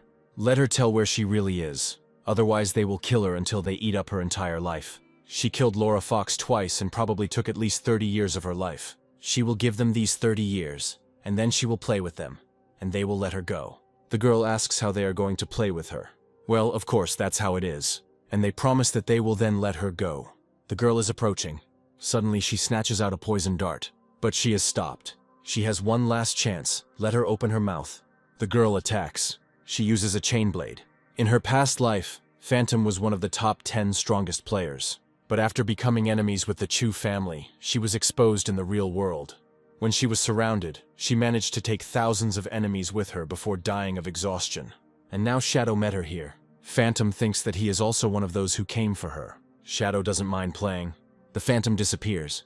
Then Shadow also activates invisibility. The Phantom can detect hidden targets, but it still eludes her, so it's a Shadow. That's right, he's here. Phantom uses Phantom Chase. This chain can track his location. The Phantom doesn't see him, but there's no escaping the mark of the Phantom Chase. It's interesting, but nothing more. The Phantom finds himself bound by his own chain. Shadow is not one of Laura Fox's people. If he wanted to kill Phantom, she would already be dead. Laura is probably from the Fox family. That's true, but she married into the Chu family. So, then Shadow didn't kill the entire Fox family. The enemy of Phantom's enemy is her friend. They can cooperate. Shadow asks why Phantom wants to kill Laura. She fatally hit her mother while driving drunk, but got away with it. Phantom's father found evidence of Laura's guilt, but the next day, he was pulled out of the river. Phantom went to Laura for justice, but she was beaten half to death. Then she despaired and thought about committing suicide. And it was at that moment that the game came into their world. When she killed Laura in the game, after she was revived, she hired people to hunt her down. The Phantom asks for help to kill Laura. Ray refuses. Phantom will do anything. She will give Shadow everything. Just let him help her. The Shadow won't kill Laura. It's Phantom's revenge. But he will help her. And then everything will depend only on her. If she joins the Shadow Guild, he will help her get revenge. Phantom joins the guild. Now she needs to get upgraded. If she can't do this, then she can forget about revenge. Ray goes deeper into the Academy of Evil Spirits. Her guardian, the witch Stanasur, appears. Of the 4 heads, only one is active, and it is immune to physical damage. But Ray has a speed blade.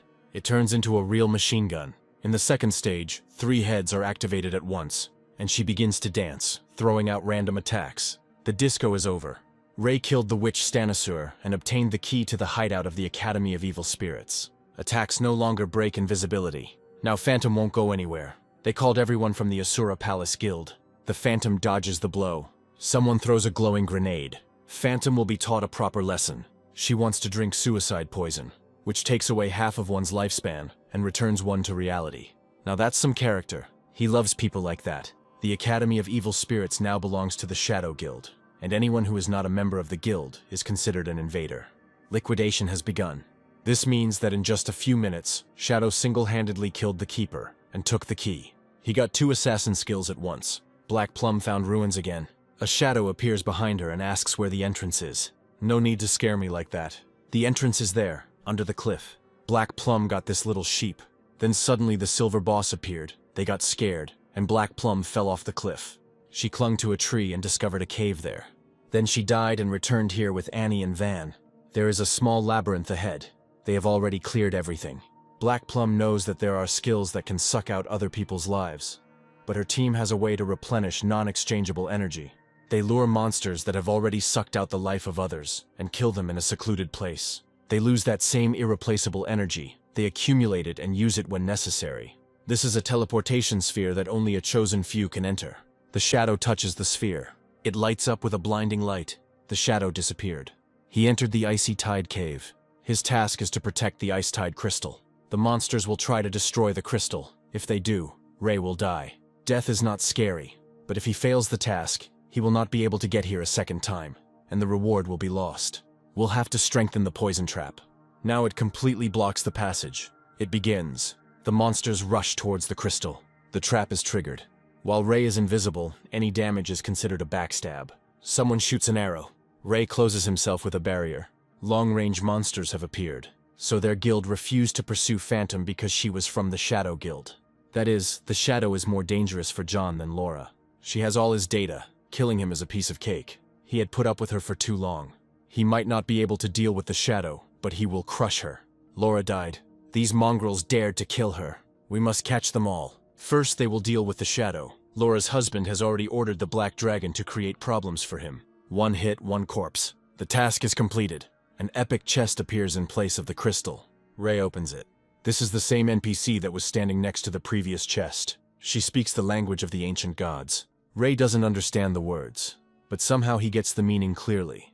Perhaps because of the Eye of Justice. He is the chosen one. The ancient gods have long fallen, and he is the heir to the power of justice. Her name is Ashahis. She will follow the Shadow and see him become a true god of justice. he receives the summoning bell of a Shahis. He has one free chance to upgrade the skill to the current level.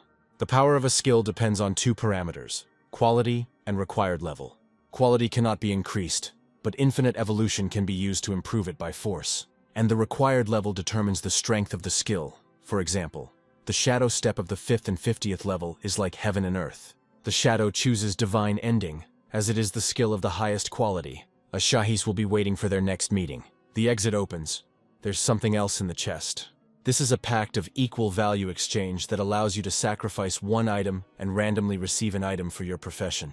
An hour passed, and Black Plum was still waiting for him. She guarded the entrance to the cave. No one should disturb the shadow. It's time to go offline for a bit. Ray is hungry.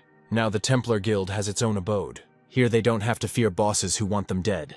We need to thank the person who gave them shelter. Sandy credits her teacher and friends, as well as everyone who hated her, with inspiring her to become stronger. If her parents saw how strong she had become, they would definitely be proud of her. The guild leader offers to tell what difficulties she had to overcome to find this shelter. She had a dream where a very strong warrior, taking her with him, found this place. Sandy is so funny. Interesting details. Maybe she dreamed about something else. She saw a large temple where there were many people. It was very beautiful. Sandy gets 1 year to live. As long as they work together, their guild has a chance to gain a foothold in these turbulent times. Sandy looks for shelter based on the feelings from the dream, but for some reason there is nothing there. Perhaps she is looking for the Golden Temple. It feels like she's being stalked. She is a professional tracker. Nothing can scare her. A monster appears. He grabbed Sandy. This monster sucks out lives. Those following Sandy start to run. The monster caught up with them. Sandy falls somewhere. In front of her is the gate she saw in her dream. This is a gold-level shelter. Sandy reports him to the chief. Here the monster appears again. Sandy will definitely defeat him. She is not the same as she used to be. After all, she has a noble hidden class, the Priest of Life. She uses poison ivy. Got it. This poison is stronger than usual, but the space is closed, so it fills everything around. Sandy has an antidote. She uses it, but it only works on the monster. Sandy died. The leader asks where she is. Sandy says that a monster killed her. He's slow and his attacks are weak, but those he grabs lose vitality, and Sandy somehow managed to survive. She knew that if the monster grabbed her, there would be no way to escape, so she committed suicide. It seems her pursuers are dead, and so will everyone who stands in her way. There is a platinum hideout behind the door. They will destroy the guards, and he will belong to them. The door doesn't open, so she is the guardian. The player hits the door. Damage has been done, that's it, the door is the guardian. There is an explosion. The Pure Lands shelter has come under attack. With that kind of force, it would take them a whole year to break down the door. The female player is attacked. She is nailed to the ground.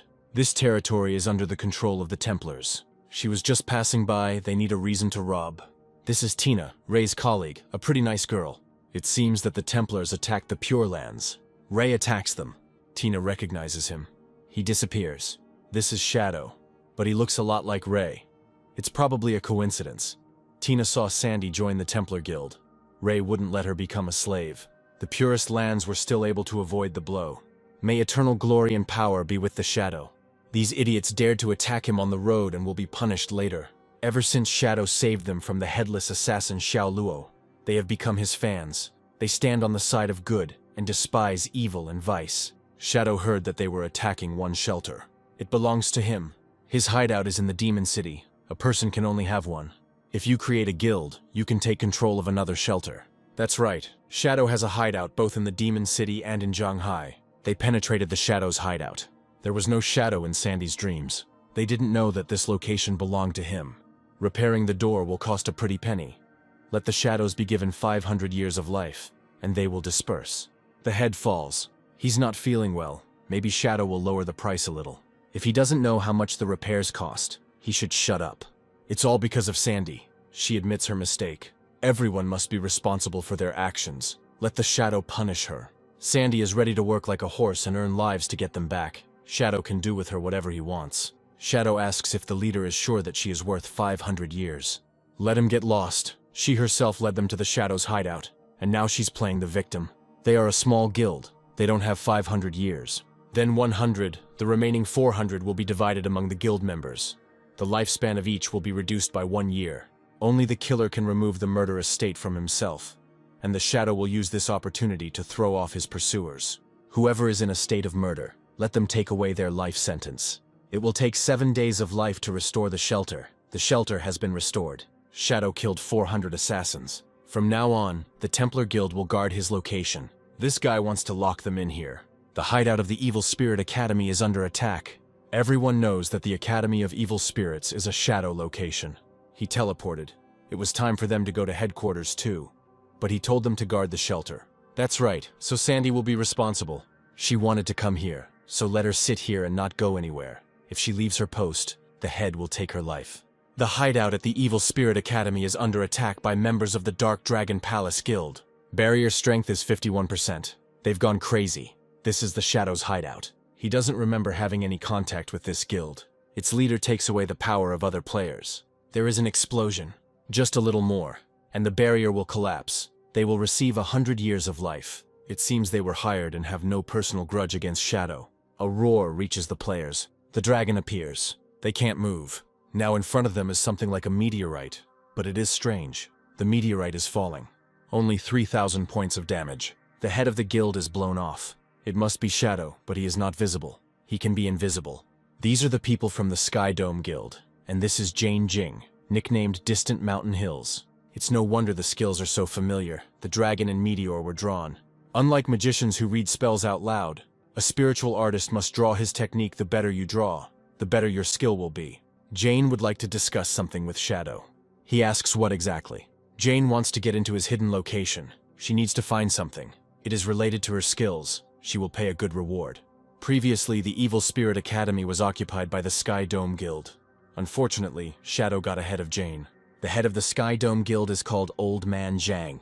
At 73, he streams with his granddaughter, and they have competed many times. It's all because Jane lost her father early, so Old Man Zhang wants to somehow compensate for his absence. Sky Dome Guild is a top 10 guild, so Ray knows them well. He used to watch their streams often.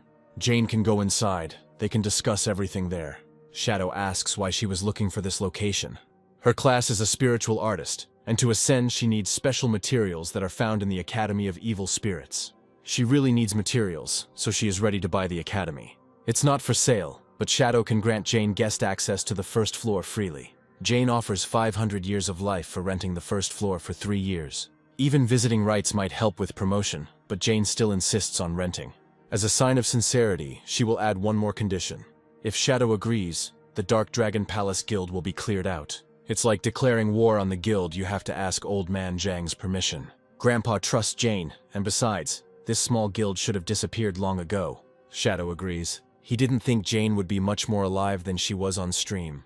During this time, Ray has made many exchanges. We need to try again. Received the Emerald level Scarlet Owl Blade, concentrated fresh blood. If you use all the additional skills, the damage can exceed 100,000. While invisible, the rate of life loss is reduced by 90%. Ray is now level 17 and can equip Emerald gear. It must be admitted that the low-ranking equipment is quite ugly. It is better to change the appearance. It's time to go on the next mission. This time, 4 people who are not very willing to sell their lives. It is clear that the buyers are wealthy. The house is luxurious. These idiots will soon meet their end. Laura tells them to turn the lives into glowing balls and throw them on the ground.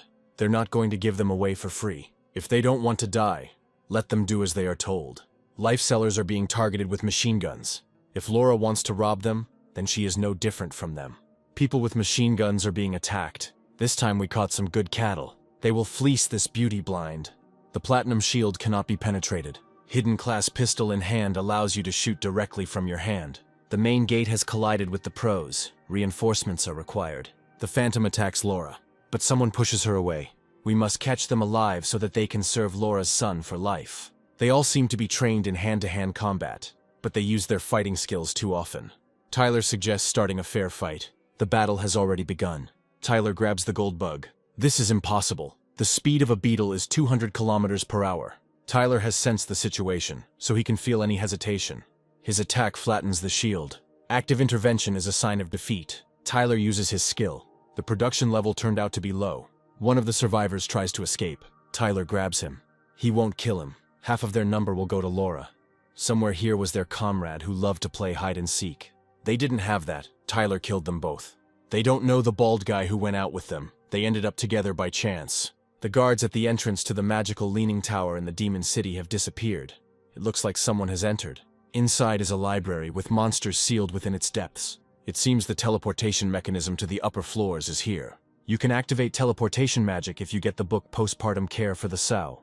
Ray teleports. A lot of people arrived. The equipment is weak, and the chance of dying is too high. These are the people from the fake industry. FICA is a factory in the Demon City. After the disaster occurred, the head of the company, Linda Fenn, accumulated all the resources, transforming them into resources for survival. Linda is an illusionist. Her signature skill is a teleportation door. But they are opposed by the Princess of Despair, a level 18 platinum boss. The speed at which she absorbs life is 100 times faster than other monsters.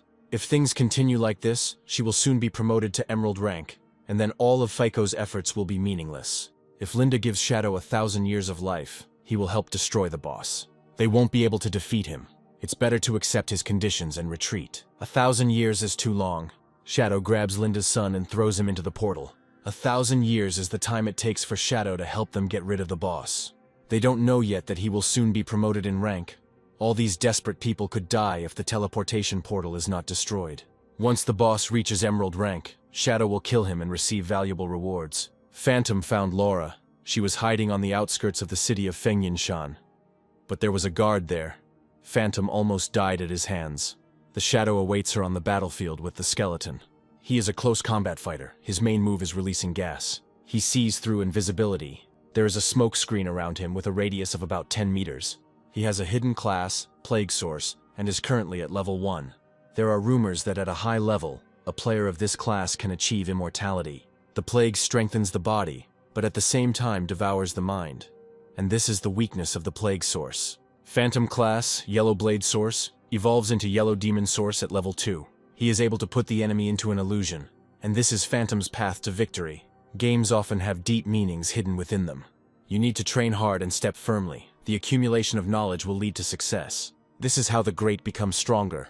This area will help her progress the most. If we talk about disadvantages, then it's the danger. All the monsters here are elite, but if you act cleverly, then every blow will hit their weaknesses. Everything must be put on the line to complete the path of vengeance. The Shadow disappears. He seems to emanate a strong killing intent. The Black Plum was very tired and hungry. But this area has been explored almost completely. Very little remains. Black Plum notices something that looks like a fruit on the ground. She tries it. This is very tasty. This fruit also gives experience. Black Plum finds other fruits. She starts eating them. Annie asks her to quickly approach the rotten coast. Matthew was caught by the boss. Matthew is an idiot. If it weren't for his family, no one would mess with him. Eating the fruits, the Black Plum comes out to the rotten coast. There she sees the boss. This is an Emerald rank Soul Eater. He devours other monsters and makes pills. This boss is very nasty. He feeds on other monsters, but for some reason does not attack players. They won't be able to handle him. They'll have to call for reinforcements.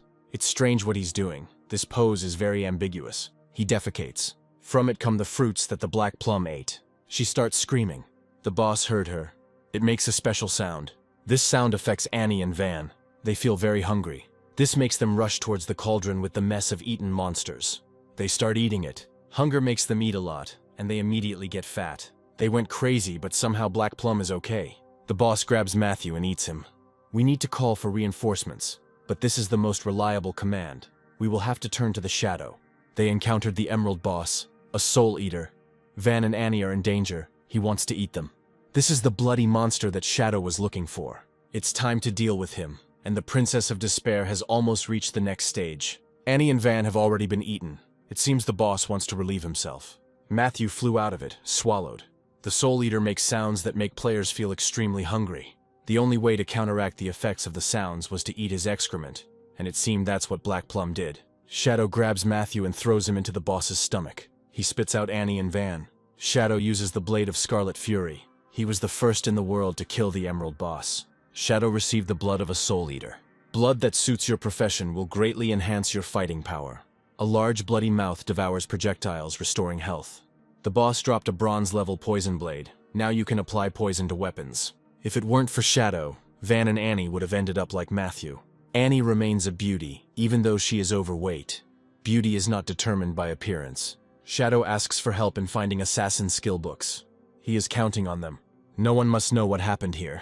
The boss has a third of his health left. You need to activate the Tree of Life. Constant healing of teammates within reach. The shadow destroyed the portal. They must try not to die and give it their all. They are close to victory. Thanks to Mary's healer rank, they were able to capture this shelter. The Princess of Despair kills the player. She gets into a strange pose. There is an explosion around her. All players die and a despair egg appears in the boss's place. The boss is inside the egg. She suddenly recovered and turned into an egg. Perhaps Shadow knew this from the very beginning. Their tactics were doomed to failure. Their guild won't be able to cope unless the Shadow intervenes. It's strange. The transition to the Pearl class shouldn't have been accompanied by a change in form. Besides, the egg seems harmless. Ray uses the Shadow Blade. This boss has 10 million health points. The egg is too weird. We need to get rid of it. Despite his absurdly high health, he's not hard to beat. Murder is only a matter of time. This girl only has 10 health points. Ray prepares the Shadow Blade. The dragon appears. So the legend of the princess cursed by the white dragon is true. The Princess of Despair rises into the air. She comes to life and hugs the dragon. He disappears. Something fell out of it. Shadow prevented the resurrection of the god of the deep, Casus, and obtained the cursed heart, which can be used to become related to Casus, or destroyed to obtain a legendary item. From the description, it sounds like it's some kind of parasitic thing, and will likely take over Shadow's body as soon as Casus arrives. The Shadow will destroy the heart. A blinding light flashes. It fills everything around. Shadow may have been teleported, but he's still there. However, the body is not his. Artes leaves again. The enemies summoned a giant monster to attack the port. Artes promised to teach the princess the art of wind today. It's only early morning now. As soon as he returns, they will go to school. It takes 7 days and nights of continuous horse riding to reach the coast. He cannot return today.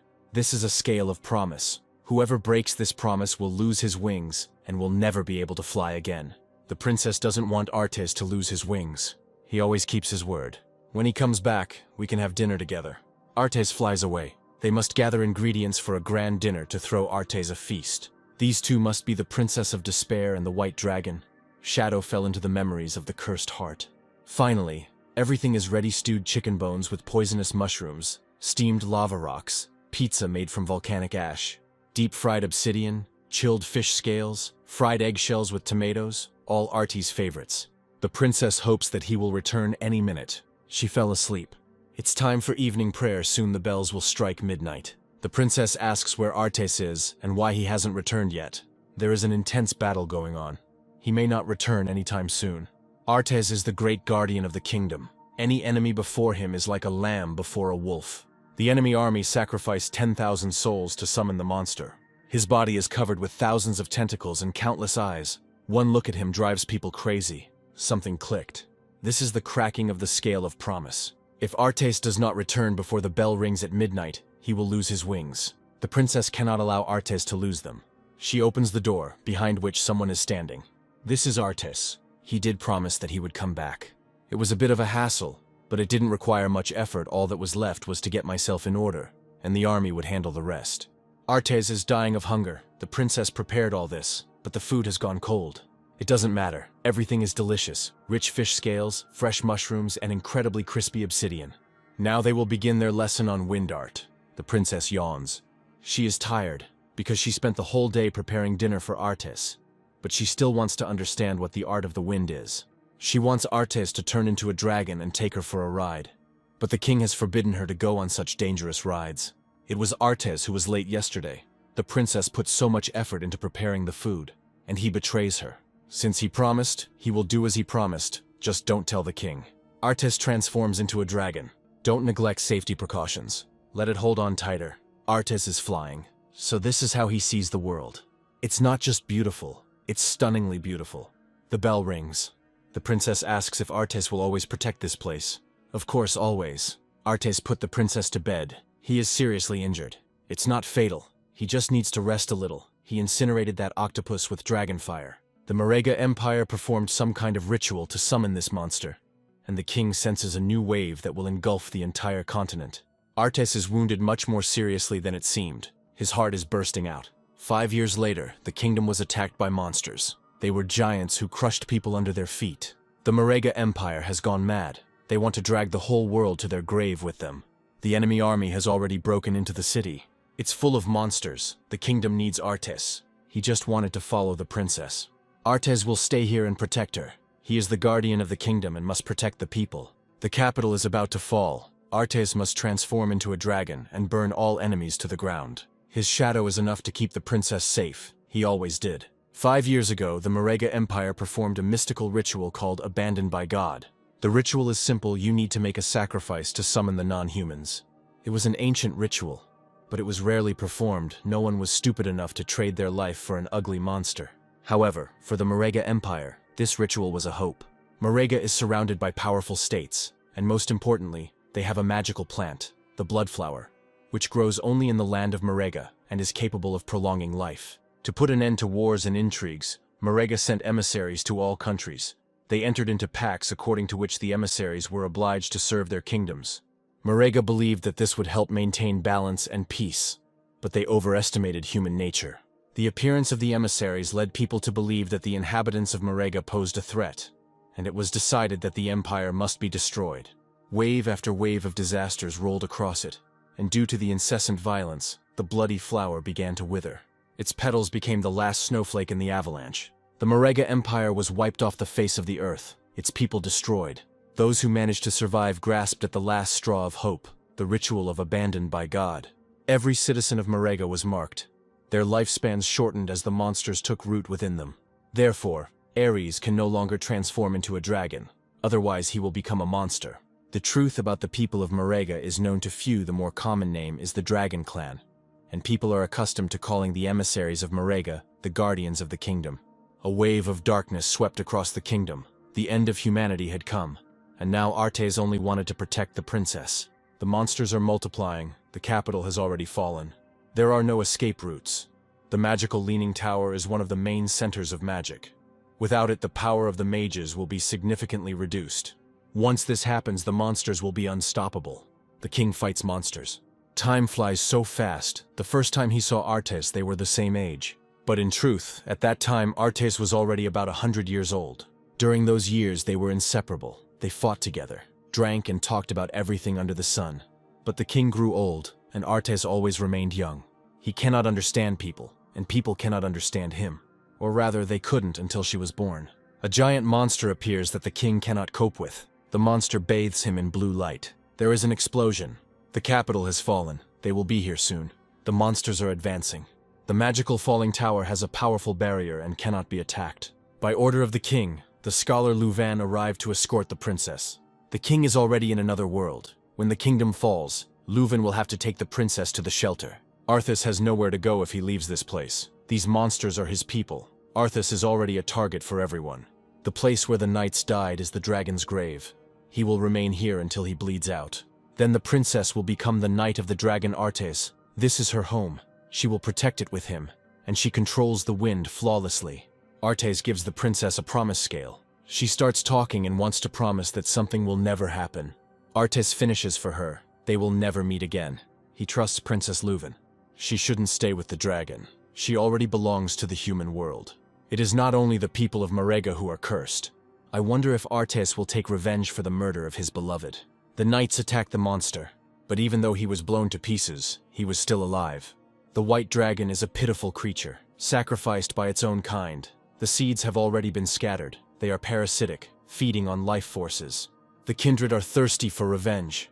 They have already spread throughout the world, and Artes is trapped in a curse, ready to become one of them at any moment. He knows full well that one day his beloved princess will meet a tragic end, and the monster who killed him could even be him. He hates his own powerlessness, and hates even more the people who caused all this. But he can change that. Caduceus is the ancient ruler of the world, an almighty god. He can not only help fight the monsters, but also resurrect the princess. He has only one condition.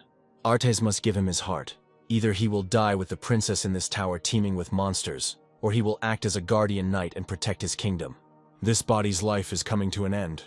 Artes doesn't have much time to think. He did the right thing. Caduceus gives his heart the highest blessing. It will beat forever. The one he loves will receive his heart, gain the power of Caduceus, and be resurrected. Even though Artes lost his heart, he will not die or turn into a monster. He will become a guardian dragon, forever accompanying the princess. Artes transforms into a dragon. He has enough power to cleanse the entire kingdom. All their lives must belong to Caduceus. Right now, he can only use a human as a vessel temporarily, but as long as he uses the white dragon correctly, it's only a matter of time before he can increase his lifespan. The kingdom is cleansed, but the white dragon still circles in the sky. He promised never to meet the princess again and to remain the guardian of the royal tower forever. He foresaw Catusis's plan, which is why he didn't get off the magical leaning tower. Then Catusis will settle on it and will devour everyone who dares to come close. One day he will be fully resurrected and reign in the world. The stars revolved, the seas flowed together, and so countless centuries passed. It all felt too real, like a true story. Whirlwinds of black substance begin to swirl around. Shadow has reached the legendary level of the Shadow Fighter skill. 3 Shadow clones are created within 7 seconds. The pure shadow of the white dragon, born from the light, continues to live. For 15 years he guarded what is dear to him. This is Arthas's skill. It increases damage 4-fold for a few seconds. Shadow received the magic key to the shelter in the Leaning Tower, and the keys to the gates of the ruins of the City of Skulls. He opened the map of the ruins of the City of Skulls. It is an island in an inland sea and may have belonged to the Marega Empire. Most likely, it is connected with the homeland of the White Dragon, which can only be accessed at level 20, while Shadow is at level 19. They can't beat the Diamond Boss. Maybe they should ask Shadow for help. It seems they have no choice. Linda will contact the people of Shanghai to pass on the message. There is no need for this. If Shadow wanted to kill them, he would have done it long ago. The barrier of their shelter was destroyed. Otherwise, he would not have been able to come here. This is the key to the shelter in the Leaning Tower. Shadow killed the Diamond Boss. Linda agrees to his price, 1,000 lira. He's a shameless bastard. This was all planned. First, he attacked Linda's son, broke the portal to cut them off from reinforcements, and now he's pretending to be a good guy and selling them this for 1,000 years. Tim won't let him get away with it. That key was theirs from the start, and they can't pay that amount. Let the Shadow give them the key, and then compensate them with 1,000 or 800 years of life. Linda has a good son. Shadow agrees to do as he wants. 1,800 years, not a day less. Shadow came here for purely business purposes, so he didn't swear, unlike Tim. For this reason, they will do without discounts. Linda hits Tim. She tells Mary to take his crew out and not bring him back until she says so. Linda didn't raise her son well enough. Shadow isn't going to make any allowances. 1,800 is a fair price after all, but they can't provide that many lives here and now. Linda wants to negotiate an installment plan. Shadow agrees. Now she will pay 1,000 years, and in 10 days he will come for the rest. They came to an agreement. The fake industry still has potential to become one of China's key forces. From now on, they set up a base in the magical Leaning Tower. From now on, a 50% tax will be charged from the guild members until the debt is paid. This is for their own benefit. There is no need to be so upset about your aunt. Tim did the wrong thing today. Ahead is the Silver Boss, the Spider Queen, who is on alert. The boss secretes poison. You need to use spells with an antidote.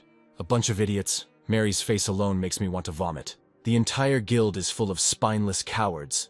They don't understand that the only way to survive in the game is to seize every chance and use every advantage. Shadow follows this path. Tim took this relic out of the diamond chest. This is a vase of the abyss. By looking inside, he can get a random strong skill. The void puppet turns a person into a living puppet by sucking out their life force. Once Tim kills the Shadow and takes away his skills, he will become invincible. The abyss has limitless power, but you must remember that when you look into the abyss also looks into you. Phantom's weapons have been improved. Finally, she has enough points to advance. The yellow eye of the source is an attack that casts an illusion on people, and the touch of the yellow sources reveals enemies by smell. Finally, more damage and more speed. Phantom, in reality Abby, is a surprisingly persistent girl. When she took pity on the little dog, it led the animal tamer to her true identity. The war of attrition lasted a long time. Phantom died from blood loss. She has great potential, but she is too young and has an unstable psyche. Ray will log out of the system just in case and make sure the mistakes don't happen again. There's still a long time until the weekend. I want to go down the mountain and have fun with the girls. Laura is also quite charming. Someday she will level up and blow off the Plague King's head, and then she will have fun with Laura. And here she is. She can't stand her useless husband anymore and wants someone else to satisfy her. They can do it together. It blows their heads off. It's actually Abby. But Tyler attacks her. He felt her as soon as she approached. She's gotten stronger. Maybe it's worth letting her grow even more so that she can fully satisfy Tyler. He really wants to kill her and can't resist. Tyler accidentally crushed her. However, Abby attacks him from behind. He crushed her illusion. Looking into her eyes, he had already decided his fate. She is indeed a worthy opponent. Looking out the window, Laura sees a defeated Tyler. She calls for help. Another enemy has come for them. Laura will call her father. Nanya is already 8, he will protect his mother. If only his useless father were as wonderful. The door opens. All the guards are dead. Perhaps Shadow figured out their plan. Abby asks what the plan is. Laura didn't do anything to her. Apparently she doesn't recognize her. Let her take a closer look. So Abby is still alive. She attacks Laura. She killed her parents. Now Abby will kill her in front of her son. Laura admits defeat. She only asks that her son not be touched. She has no right to set conditions. This concerns only them. Her son is innocent. Laura deprived Abby of her parents. Abby kills her. She's leaving. Nan is grateful to her. He is fed up with his mother's control. Today girl meat is on the menu again. Nan wants to play with Abby. The liches themselves have no physical strength, but their mental power allows them to control corpses. The dead rush at Abby. All she can do is cover her head. However, nothing happens. One must show mercy to one's enemies without harming oneself. Abby took revenge for her parents. She doesn't know that now she might also have to die to be reunited with them. After revenge, there is always emptiness. If Abby agrees to leave, Ray has nothing to say, but there is information she needs to know. The lands abandoned by God possess limitless possibilities. Among them is the method of resurrecting the dead. But if Abby sees revenge as the finish line, then it doesn't matter. Or she can go after Ray, the choice is hers. This is his refuge in the real world, the sanctuary of the soul. Abby will live here. Ray asks the maid to prepare dinner for 2 using the Book of Divine Power. With its help, you can create any objects. Ray will take Abby to the magic tower so that she can get the same book. After Ray and Abby left, reinforcements arrived at the Chu family estate. Terry Chu's wife and son must not be harmed. Perhaps Shadow found out about their plan to create a factory. There are signs of forced entry on the estate, but no one is there. It's similar to the Fox family situation. No living, no bodies. It was Shadow. He killed Laura and Nanya. The same thing happened to the Fox family. They were also killed by the Shadow. There was no evidence of his involvement. And now there are even more reasons not to blame him. Perhaps the Chu family had a grudge against Shadow. Kate doesn't dare doubt the military advisor of the capital of magic. Recently, the Tiankin Guild captured members of the Black Dragon Guild. After interrogation, they stated that the attack on Shadow's hideout was carried out on the orders of Terry Chu, and they also said that he planned to lure Shadow to the fireworks factory and kill him. The plan was to catch Terry red-handed at the factory. He is suspected of abuse of power and preparing a terrorist attack. Kate has conspired with a gang of bandits and is now trying to arrest an official. Officially, she is on the side of justice. If Terry is truly innocent, there is no point in making a fuss. He will be sent to the capital's prison for interrogation, where the rate of reduction in life expectancy increases 100-fold. The target has been found. It is Terry Chu, the military advisor of the capital of magic. It's time to get down to business. The order to arrest Terry came from the higher-ups, so stop complaining. Suddenly a blue flash flies into the windshield. The car crashes into a tree. Kate is stuck and can't move. Someone grabs Terry. The task is completed. The police demand that the man be released or they will shoot. They are being attacked. Killing Chinese dogs is a lot of fun. Now they will kill Shadow and avenge Cheryl Chiang. It's too early to leave. There's a mouse hiding in the car. A fireball flies towards the car. She explodes. Cheryl brought them much joy, and according to their Eastern traditions, they should honor her memory with revenge. These are the members of Alice's gang.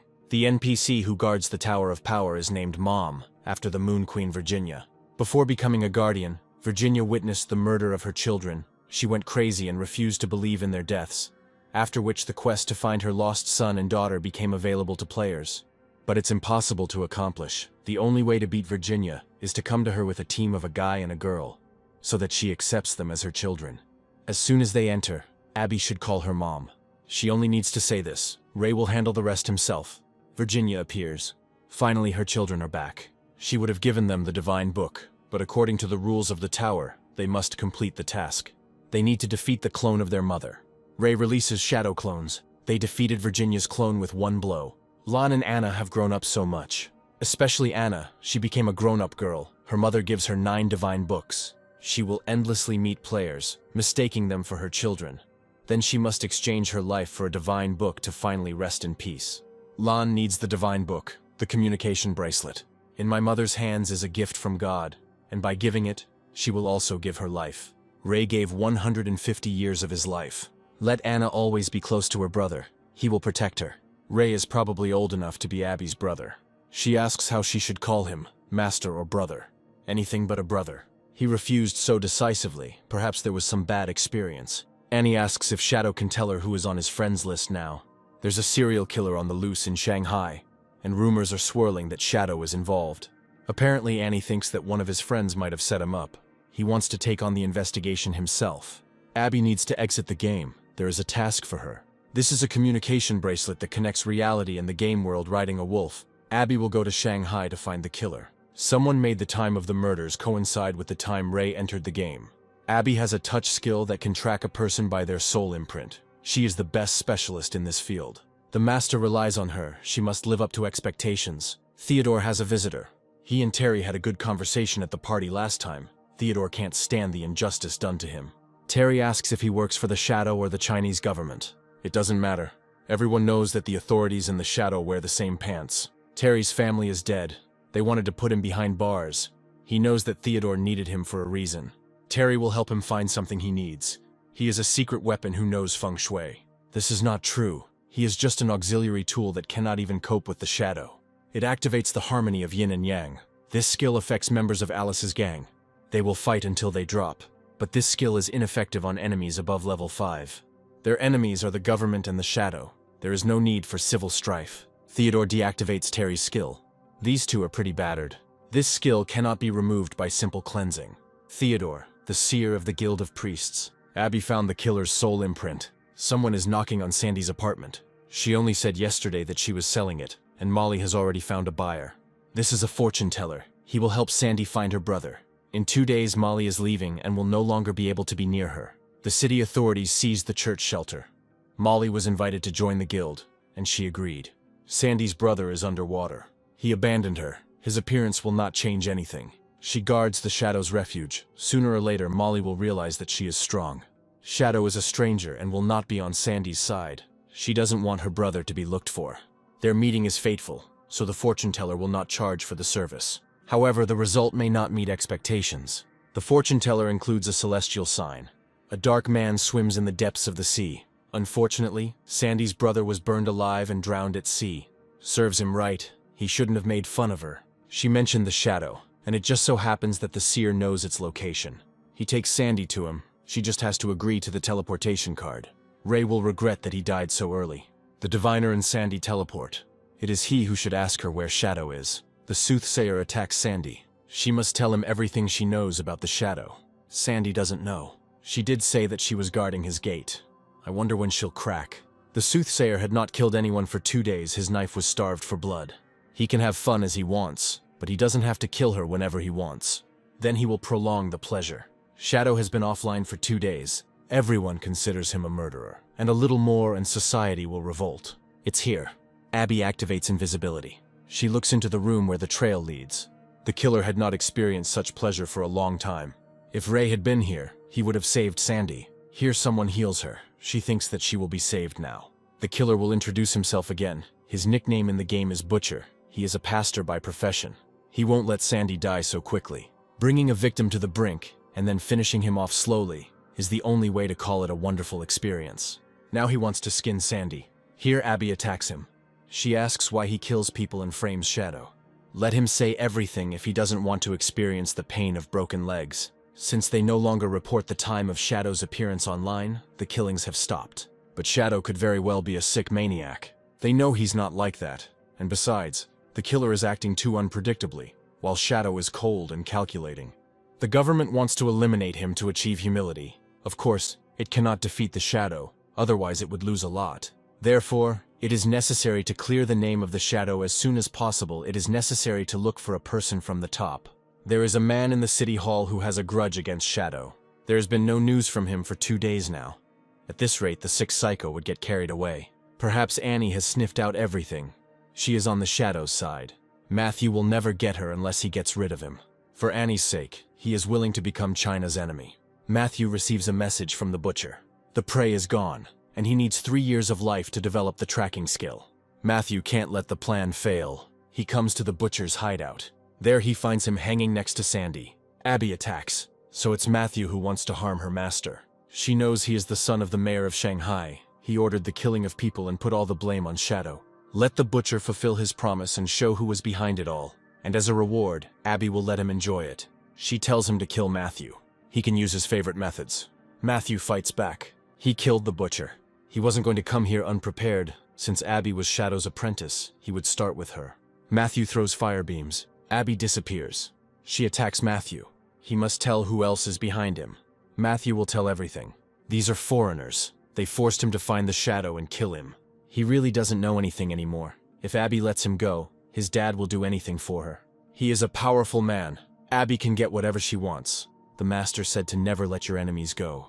The girl was left without legs, sadly. Whether she will survive or not depends on her. Police soon arrived at the scene following a tip from an anonymous source. A message was left here. These two acted together. Thereby they wanted to frame Shadow. There is evidence in their phones. The girl is a witness. Someone informed Matthew about the time of Shadow's entry into the game. We need to find this person immediately. Good news. The maniac problem has been solved. As expected, Matthew was involved. There is a victim who lost her legs due to torture.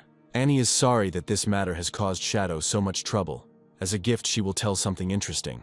Flying monsters have appeared in the skies above Shanghai, hunting players, and Annie's team is unable to deal with them.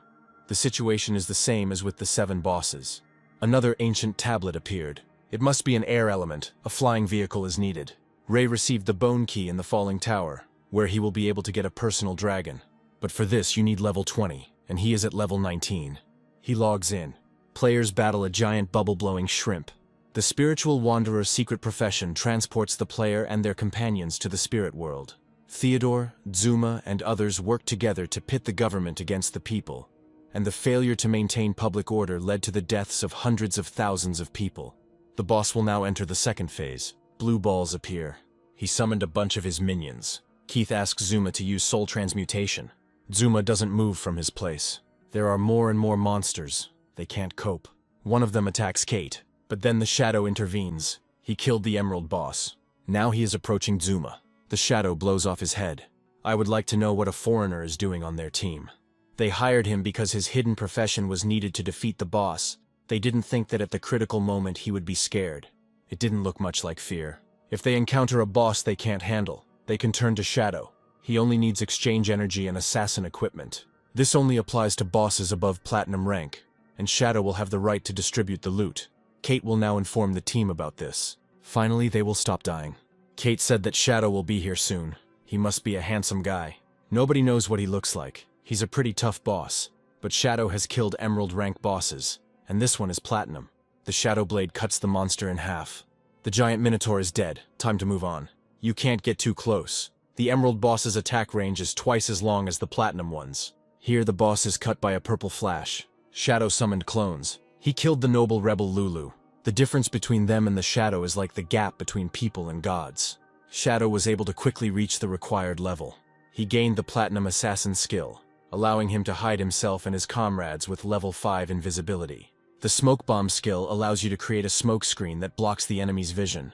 Now Shadow can definitely go to the City of Skulls, but there is no boat or portal here. The sea is full of monsters, and Shadow doesn't have the skill to walk on water. There is a locked door on the coast. It's here. The gates are closed and can be opened with the Skull City key, so the key needs to be used here. The door is on the coast. It is unclear how it can lead to the opposite shore. The passage probably leads somewhere down. It seems Shadow understood everything. He arrived in the City of Skulls.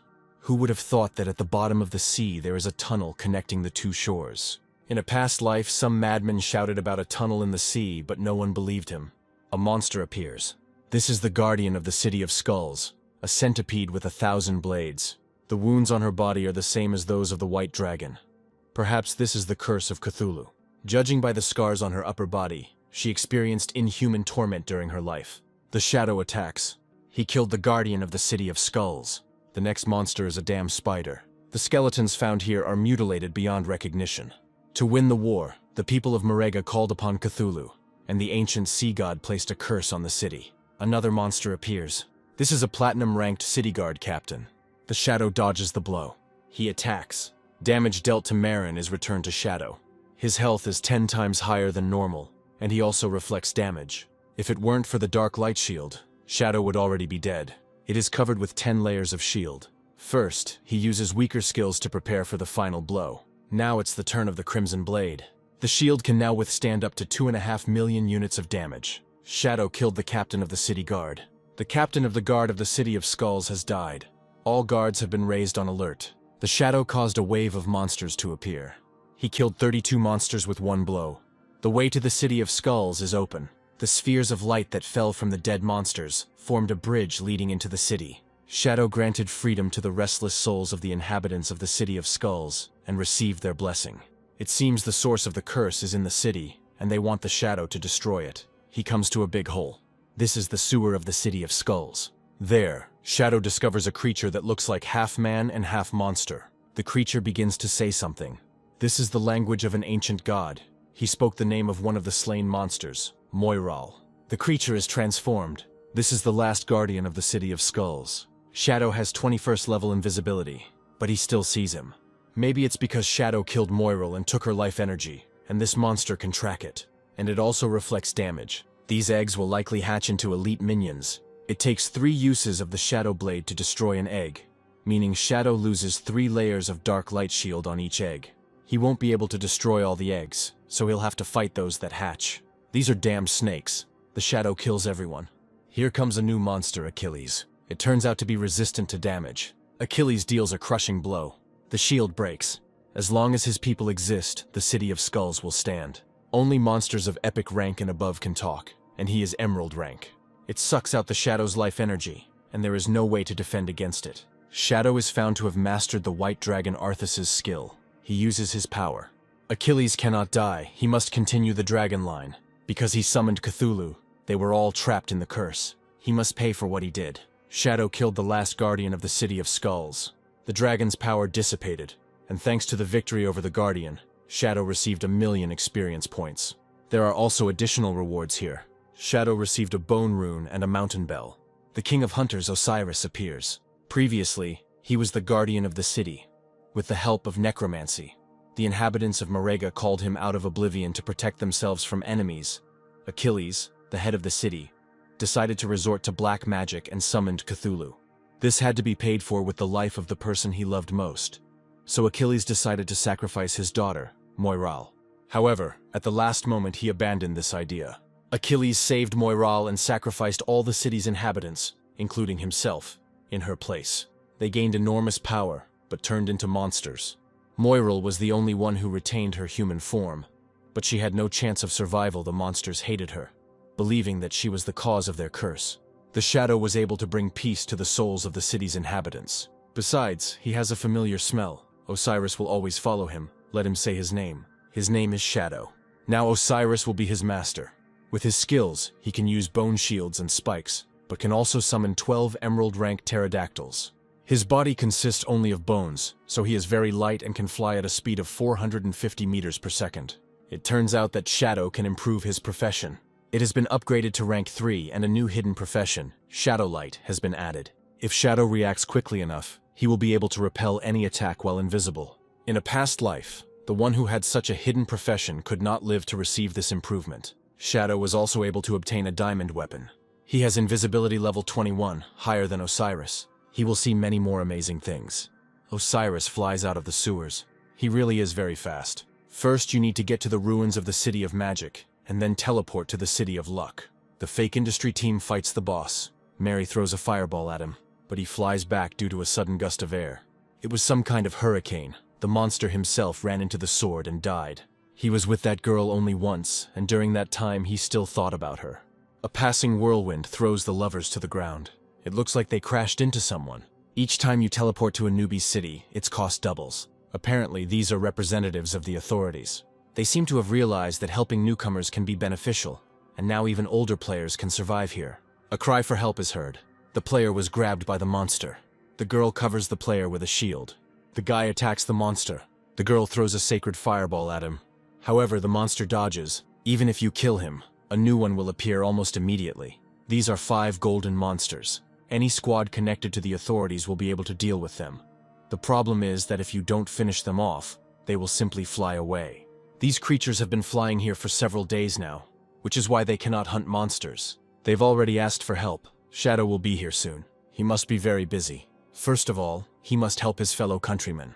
If they don't want to wait, they can exit the game and rest. They haven't dealt with the monsters outside yet. They're being paid taxes and they can't even protect them. They have already been pumped up to the 3rd level. Someone is beating an old man. The guy didn't even touch him. Not only do they not help them, but they also cripple them. The girl seems to be beating another old man. But it wasn't she who struck. The blow was so powerful that it threw the old man up. He died. The girl didn't hit him. Someone touched her.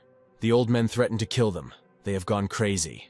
A spit flies at the girl. He hits her, even though she is covered by a shield. Old people start throwing everything in sight. It's time to intervene. The old people crowded around the barrier are scattered in different directions. This is the Shadow. He's going to deal with the monsters. After the revival, the whole crowd came here again. They must have all the lost exchange energy returned to them. A monster falls from above. He fell right on the old people. Shadow only killed 5 bosses, but there's so much loot here. You can't drop such heavy objects from a height. The Shadow ignores the old woman. She snatches the tablet from him. She kills her. The Shadow tells Osiris to summon the bone dragons. They appear. The authorities have teamed up with the Shadow to rob pensioners. The old woman had 1,000 years of exchange energy, and Shadow stole it. This 1,000 years were given to the old woman by her son. If they help her get them back, she will give each of them a year of exchange energy. I just want to arrest them. Old people are captured by bone dragons. They lift them into the air, and then they let go. Players don't lose health points in this area, but no one said the laws of physics don't apply here. The bone dragons will throw out those who behave inappropriately from the city. The flying monsters have been destroyed. It is time for the Shadow to go. They can keep the rest of the loot for themselves. The Shadow is truly generous. The electric fox can also take whatever it wants. It seems that her heart went away with the Shadow. The guy throws a ball of energy at her. The Shadow would never pay attention to someone like her. The electric fox is like a toad trying to swallow a swan.